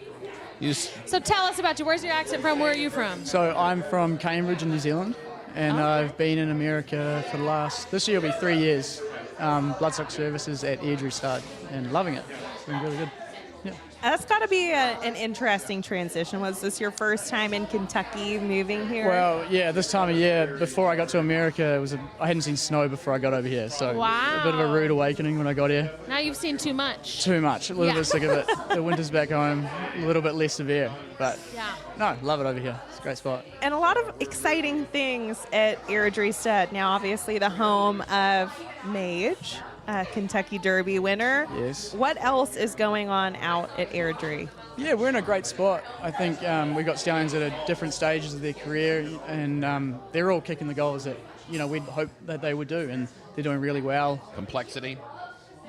Another exciting one. Very exciting. Yeah. I bred some Southern Hemisphere complexity horses that I plan to send to Australia. Oh, cool. Because complexity, I think, has done really well on the turf in early horses. And so I'd love, as a owner of complexity, to see him, make a trip down south. And so I'm trying. So we bred a few mares this year to complexity that on Southern Hemisphere time. Well, it's been exciting this year, too, to see Parchment Party as one of the first horses to make it over there for a Real Cup, which is really cool. It's great to see. Like, this is such a mobile sport, right? Like, you can ship these horses anywhere to go compete. We've got the, Saudi Cup in about a week over in Saudi Arabia, and then Dubai Qatar coming next up. week. Yeah, exactly. So yeah, it's very cool and awesome. What got you involved in the international side of the racing? I travel a lot for my work, so I'm a private equity firm, and I travel a lot, and so I get to see a lot of the world, and then it's just something I can do while I travel because, I have a home in Amsterdam, and so when we're over in Europe, we can enjoy this sport over there, and then we literally traveled all the way around the world, when we went to the Golden Slipper, and then I had some business, at different places around the world, and so we literally made like a round trip around the world. But it's just so much fun to see the passion that everybody has all over the world. And there's no better spot for racing, than Kentucky. I kind of compare everything back to Kentucky. I mean, I loved Australia and the racing there. I haven't been in New Zealand. We got to let the Kiwi defend. Yes, the racing over there. Australian racing is very exciting, and it is exciting. And they're a major market in New Zealand, and we've got an exciting calendar as they're in New Zealand as well. And a lot of our runners go over to Australia. Yeah, to I race, have Toodle Levita, so it's a New Zealand bred. Absolutely. Horse. And so it's very exciting down there, and they do it really well. They do the syndicates really well. I mean, almost everybody's in a syndicate. And you get a lot of syndicates, and I like that. We have a lot of partners down there in the horses, and we're running here in about 20 minutes at Lady Moscato running down in Australia. So, but really exciting to get to go all around the world and share the sport with people all over the world. Yeah. You just have that love. It's like when you have something in common, you can just relate to everybody. And then, I made a bid to buy the Winx filly in Australia, and I got, all of a sudden I'm all over television and stuff in Australia. This is this crazy American that says he's going to pay $10 million for the Winx filly. And I bid right here, for the Winx filly, but thankfully I didn't get her for $10 million. I didn't really want to pay that much money for a horse. It's a lot of money. It's a lot of money for a horse. Yeah. But Winx, what an incredible horse. I think that was one of my first experiences watching, really getting engrossed in a horse internationally. And I remember staying up to watch her last the movie race. is really good as well. Yeah, just really, truly incredible. But incredible horse when you think about what she accomplished. Yeah. She was sort of like the Zenyatta or American Pharaoh, where she just got the layman into racing. People wanted to follow as like a star athlete in any other sport. That's what she sort of was. Well, I think when the Winx filly baby was sold, they live streamed it down there, but the auction at Inglis was like the record. When she sold, it was everybody just wanted to get a view of her, and we saw her in person. And some of these horses, when you see the top caliber horses, when you go see the stallion, they're like they breathe different air, right? There's just something about them. Like the horse knows they're special, right? And you could tell that about that filly. She knew she was like something special, and so it was just really cool to be a part of that experience. I'm getting news. I'm not just texting everybody. I'm getting news from the set that we're going to be able to end the show with the race. I think awesome. we can play the race so that everybody watching can see how that plays out. But in the meantime, I think you may have some announcements for us or some news about Memorized. Right, so the dam Memories Prevail. We've got her on the farm, and John knows a lot about her produce. I guess, so her yearling this year is by Mage, and he's an absolute belter. He's a lovely horse. He stands out on the farm. She's currently carrying an upstart. So, the Zandon Bluegrass winner. It was actually my first weekend at Keeneland was Zandon's winning the Bluegrass. And he was so incredible. That was a good one. To see him off the farm eventually, working for Airdrie. So she's carrying an upstart, and I know that Brett Jones, he sort of pencils these mares and of what they're going to go to, so this could change, but I believe she's going to upstart again to, recreate that magical cross that produced Zandon. So. We're hearing a lot of crosses, Rachel. Yeah. And what a great place to work there at Airdrie. That farm in the family, it's been in the family for generations. Yep. It goes all the way back to the story of Lexington, the stallion. Yes. Yeah, a lot of history on that Woodburn farm. And so the Alexander family, and it's amazing. And I think our farm and a lot of the farms around there were a part of that farm back at that time. So if you read the book Lexington, and when they talk about Airdrie, they talk about the farm extending into Elkhorn Creek. Mm-hmm. And so if you keep extending the farm, you run in our farm. right? Yes, so yeah, you of know, course. so Woodford stud, right? Is that Wood? Was it Woodburn stud? What was Woodburn, yeah, Woodburn Farmers, stud. Woodburn absolutely. stud, yeah. And that was and there's our baby there. That's added that memorized horse cross as well. See, there you go, cross. Oh my gosh. Oh gosh. We're gonna get drunk.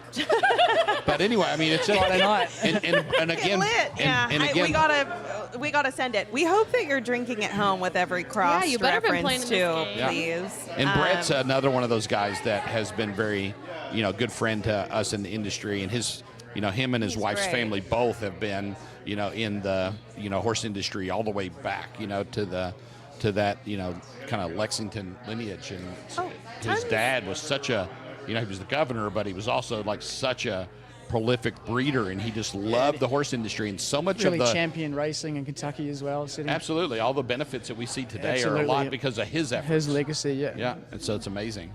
So I know that there's a lot of history on the farm. Was the plan in coming here always to go to Airdrie based off of some of that history, or how did you find your way in with Brett? A couple of years ago, I did the Godolphin Flying Start, and as part of that, you do placements on farms. And Airdrie Stud happened to be, one of the places that I spent, I think, a month of working the mornings there. Met Brett, met Ben, the general manager, he's Australian, so some a little You bit had that southern in. flavour. So as I was coming to the end of the course, I just approached them and said, I'd love to come back to America. I remember the day I left, the 6 months that we'd spent on the course here in Kentucky, I was like, I need to come back here. So they were the first, the first farm that popped in my head that I really wanted to work for, and it's been 3 years this year. We'll be coming up. And the Flying Start program and what it's done for the industry is just amazing. It's such an exceptional course. You go to 6 different countries with 12 other trainees that 12 trainees that you spend the whole time with them. You get to, foot in the door of so many great places. The best. They really show you the best parts of every jurisdiction you go to, and it's such a fantastic course to be on. It's just again, you have someone like Sheikh Mohammed who loves the sport, and unfortunately he's so busy he doesn't get to attend a lot of things. He did attend Tattersalls this year, but he doesn't get to attend a lot of the things. But he loves the sport so much that and Godolphin has had so much success. We had the Eclipse Awards, and I went up to the Godolphin people. I was like, "Thank you for letting me host your awards this year," and because they just do so phenomenal everywhere. But he invested so much money, but it wasn't selfish like this Flying Start program. How much did it cost you to benefit in that? Nothing, right? No, it's all through his patronage, and 2 full years. Yeah, 2 full years, 6 different countries, and look at the do a people lot of in the study. industry that are Absolutely. Francis Graffard was one of the first classes. It's been going for just over Rachel, 20 years now. Almost. She was almost. Yeah, I was going to say, hey, final round rejects. We're doing okay, too. I scored low in numerical reasoning and the aptitude test, but, I'm sure that they still talk about how fire my presentation skills They make were. it like a running that start got program like for people that can't make the Flying Start. Yeah, running start. Yeah. No, really. But even just going through that, You it get to can go kind to of 6 farms invigorate you. in the Lexington area. No, so I gave myself, a course and an education, and that, again, I think that there's so many opportunities and avenues, and that's obviously the pinnacle of. It was a great experience. And I I think- recommend it to anyone. And then all the farms that participate, too. Oh, hugely. Trainers, and it's not just farms and trainers. There's so many different avenues in the industry, marketing or whatever you want to get into. It just showcases the opportunities in racing, and that's kind of the whole idea. But it's a the shout course. out, though, that Sheikh Mohammed and his vision and the Godolphin leadership team to put that, they win $20 million a year over here, and they win $20 million a year, but they put that money back into the sport. And when you think about how large their operation is, their purse winnings do nothing to put a dent into like what they actually put in to the industry. When you think about the number of horses they're breeding and all the programs and everything that they're doing and all the sponsorships. And that's one of the things that encouraged me to get in and start sponsoring races and, doing things. There's people, that, like, why are you sponsor races? And, I just want to be a part of the industry. And the professionalism as well at every level in that organisation is they set the example. Whether it's 100%. charitable trusts or their stables or farms, something everyone should aspire to. Yeah, and there's probably so many programs that Godolphin alone has that we could sit here and have a whole show and just talk about all the things that they do for the industry. It's amazing. Point out, we're talking about like reinvesting back into the industry, and I know you have an event coming up to do just that, the Poker for Ponies. We talked about it 3rd annual. early on in the stream, but I'd love for you to tell us a little bit more about it.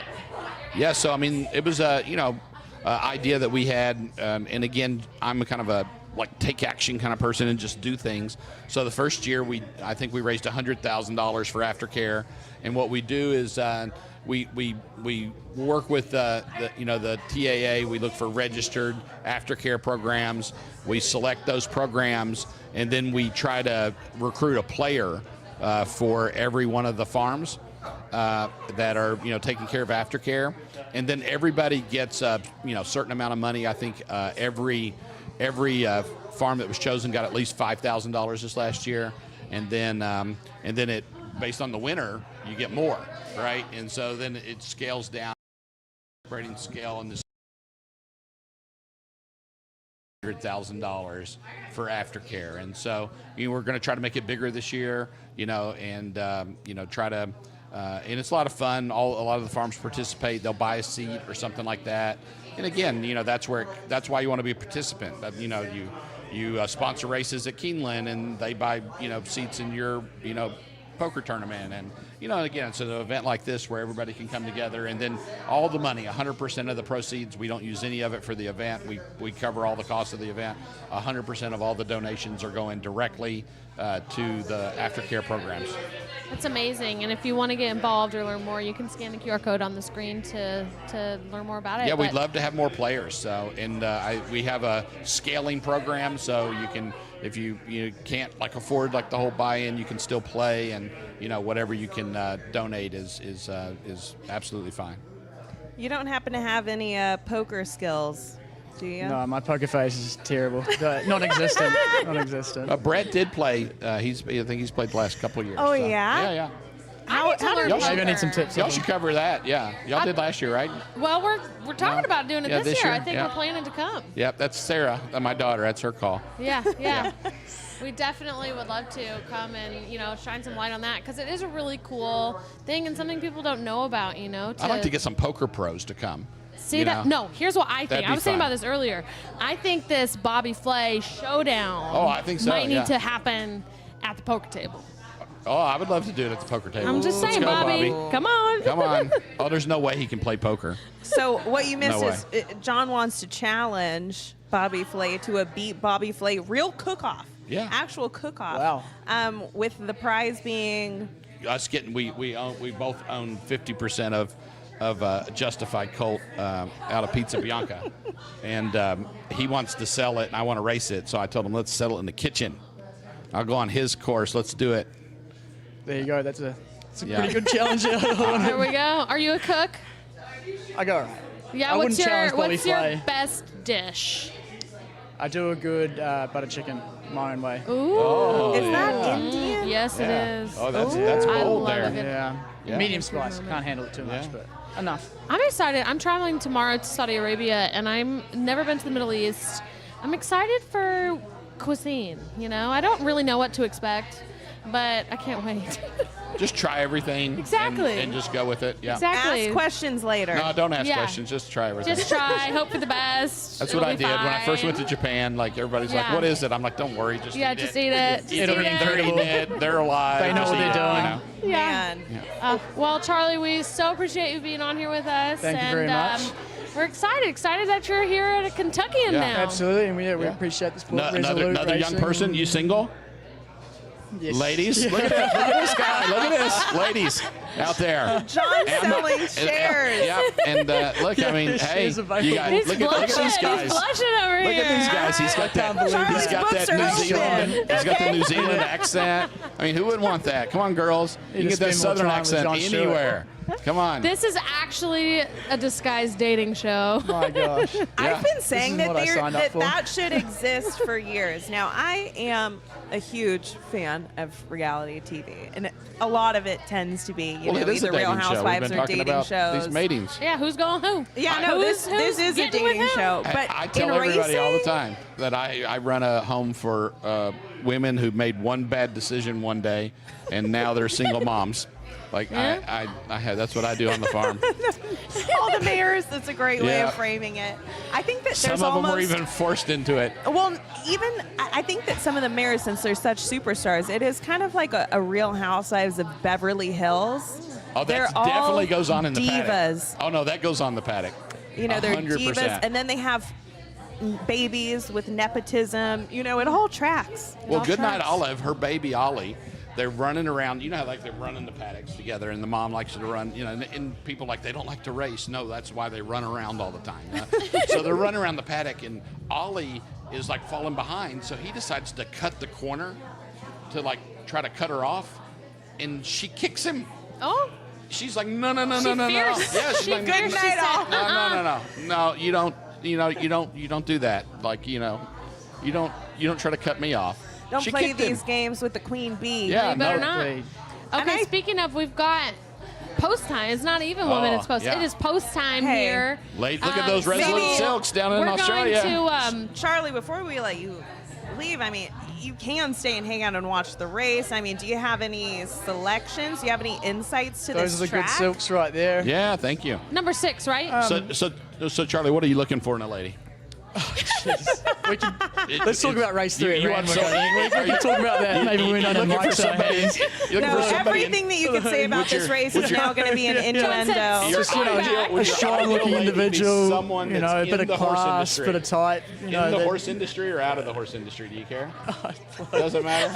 John. What he's look at looking this. for is Yeah. maybe, you know, I'm seeing some of these horses, they've got like a little nervous poop before they enter the gate. That's a good sign. Are you down with the gotta get a little- IBS girlies, Look, Charlie?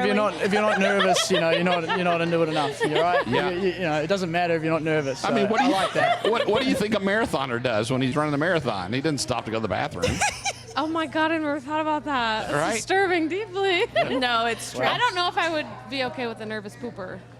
Really? Well, like on a date? Wait, I've been on a date with one of those. I didn't like it. I was going to say, I know for a fact you went on a date with somebody. Oh God. Let's not call him Oh out. God. Cross. Yeah, Cross. His last name was Drink, Cross. drink. So let's get okay. back into Charlie's personal life here. Or this Post time, race 3. or this 6 horse. So, John, Yep. do you bet when your horses are international? Oh yeah, I tried to. Yeah. Did you bet here? I have not. Do you need to get your phone out right now and bet? I don't know if I can. Is FanDuel gonna like pick this up? You know, there was a time when FanDuel would only let me deposit like $500 in my account at a time. It was like kind of crazy. Okay, like so small I'm getting notes. I'm getting notes, filling us in the context here. She's the number 6 in the race. She's 6-1.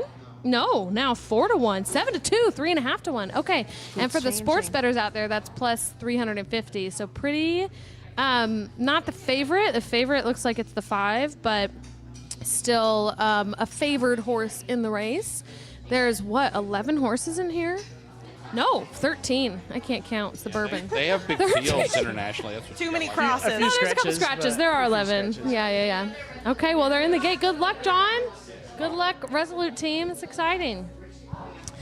Dan, the man behind the scenes, let's put the audio up for the race if we can. And they're racing. Lady Moscato, she jumped sharp today, and she's right up on the firing line from Savage. Look underneath, and Agrarian Girl whipping up.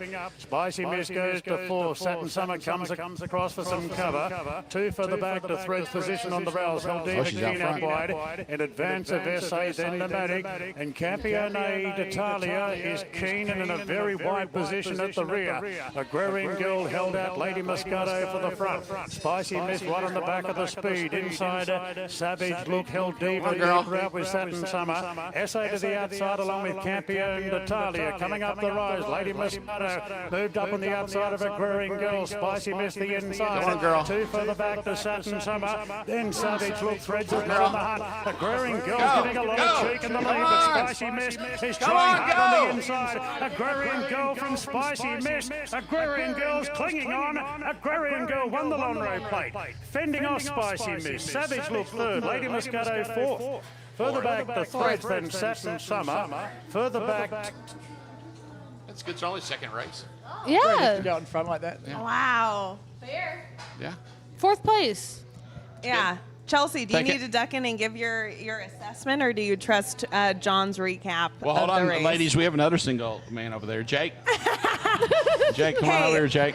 Jake Memelo, who, by the way, has won a county, was that a county fair legs contest? County fair legs. Hey, Yeah. hold on. Jake, Wait, you Jake, got to we sing need your to see song. these legs. Jake, sing your song. We should end the episode with Jake singing. Okay. He does The the one- best karaoke. You're Jake. like, how did I get roped into Jake, this? come on. Jake, we need your Jake, karaoke come on. and your Here for legs. Come on. Come on. You sang it at a Come on, wedding. come on, Come on. come on. Come on, Jake. He'll do it. Oh, we got him. We got him. Here, come on, come around front. Or this way. All right, this is Ladies. the best welcome to the finale. show. Ladies, this is Jake Memelo, who is Resolute Racing's a man about town because he checks all of our horses for us. So can we see the Yeah. calf muscle? Like what won the leg? No. It's Wait, the singing. was it a win or was it a... Look, at the end of the day, it was a second place finish in the Okay, second place. Woodford County Fair Sexiest Legs competition. Look, well, it was a nice little trophy that had an outhouse on it, but Wow. you know, it should have paid more than it did because I didn't give that show for free. Yeah, no, he could have blown out an ACL. This video, I think, did it go like viral? Semi-viral, yeah. I think I have a few friends to thank for that. You know, a couple people. Story about Jake that has a sexual theme to it. Oh, God. Okay. This is a live stream, not safe for work. X-rated. Tell the story about the shrimp. No. John. I think that's where the live stream ends, actually. I don't know that there's Tell the nothing story. to do with the Tell it shrimp. right now. You know, there's just some good seafood in Saratoga, and that's all I got to say about that. There we go. What's that? Maybe Oh, just a couple which bars, one? you know. So maybe give the context of where you sang this, what it was okay, for. yeah. So yeah, no problem. I was a local star at a bar called Rosen Jim's. It's a little dive bar. It's cash only, and you know, they had karaoke nights every Friday. And whenever I'd walk into the bar, the DJ would say, "Now walking in is the reason you've all paid $5 coming to this place tonight. It's Jake Memelo." Oh. And look, I mean, I'm not saying I'm basically Steven Tyler, but like, The basically Steven comparison's Tyler. been made. Let's see it. I mean, so you're just putting me on the spot here. Yeah, Do it. Is there like an instrumental version mean- that I could pull up? Like, Dan, am I gonna get in trouble for the music I could. licensing? Yeah, we might have some copyright infringement here, and plus, I don't want Steven Tyler to sue me, so We need I'm too good. We're getting it. We're just gonna go with the instrumental version, or I could just pop off with a few bars. Do that. No, we got the sound. It's coming. I could stay awake just to hear you breathing. Rachel's face says it all. Watch you smile while you are sleeping, while you're far away and dreaming. I could spend my life in this sweet surrender. I could stay lost in this moment forever. 'Cause every moment spent with you is a moment I treasure. I don't wanna close my eyes. I don't wanna fall asleep 'cause I'd miss you, babe. And I don't wanna miss a thing 'cause even when I dream of you, the sweetest dream would never do. I'd still miss you, babe. And I don't wanna miss a thing. All right, that's it. That's too much. That's too much. Ladies and gentlemen, sponsored by Elite Racing. You're too kind. All right, sexiest legs, second place sexiest legs in Woodford County, and You got that right. Number one star. Steven Tyler impersonator in Lexington, Kentucky. I would actually say that Steven Tyler is a Jake Memolo impersonator. So, mic drop. There you go, you heard it here. All right, mic drop. All right, well, I think there's no better way to wrap this show up at this point. Thank you so much for joining us. We've had an absolute blast. We hope you've had fun. We hope you've learned some things, and we hope you tune in with us for the next time. Thank you so much, everybody. We will catch you on the next show. It's America's original sport, and no one covers it better than americasbestracing.net. From the sport to the lifestyle, the best races, horses, and destination venues, cocktails, gambling, fashion, and more. americasbestracing.net is a sport for you.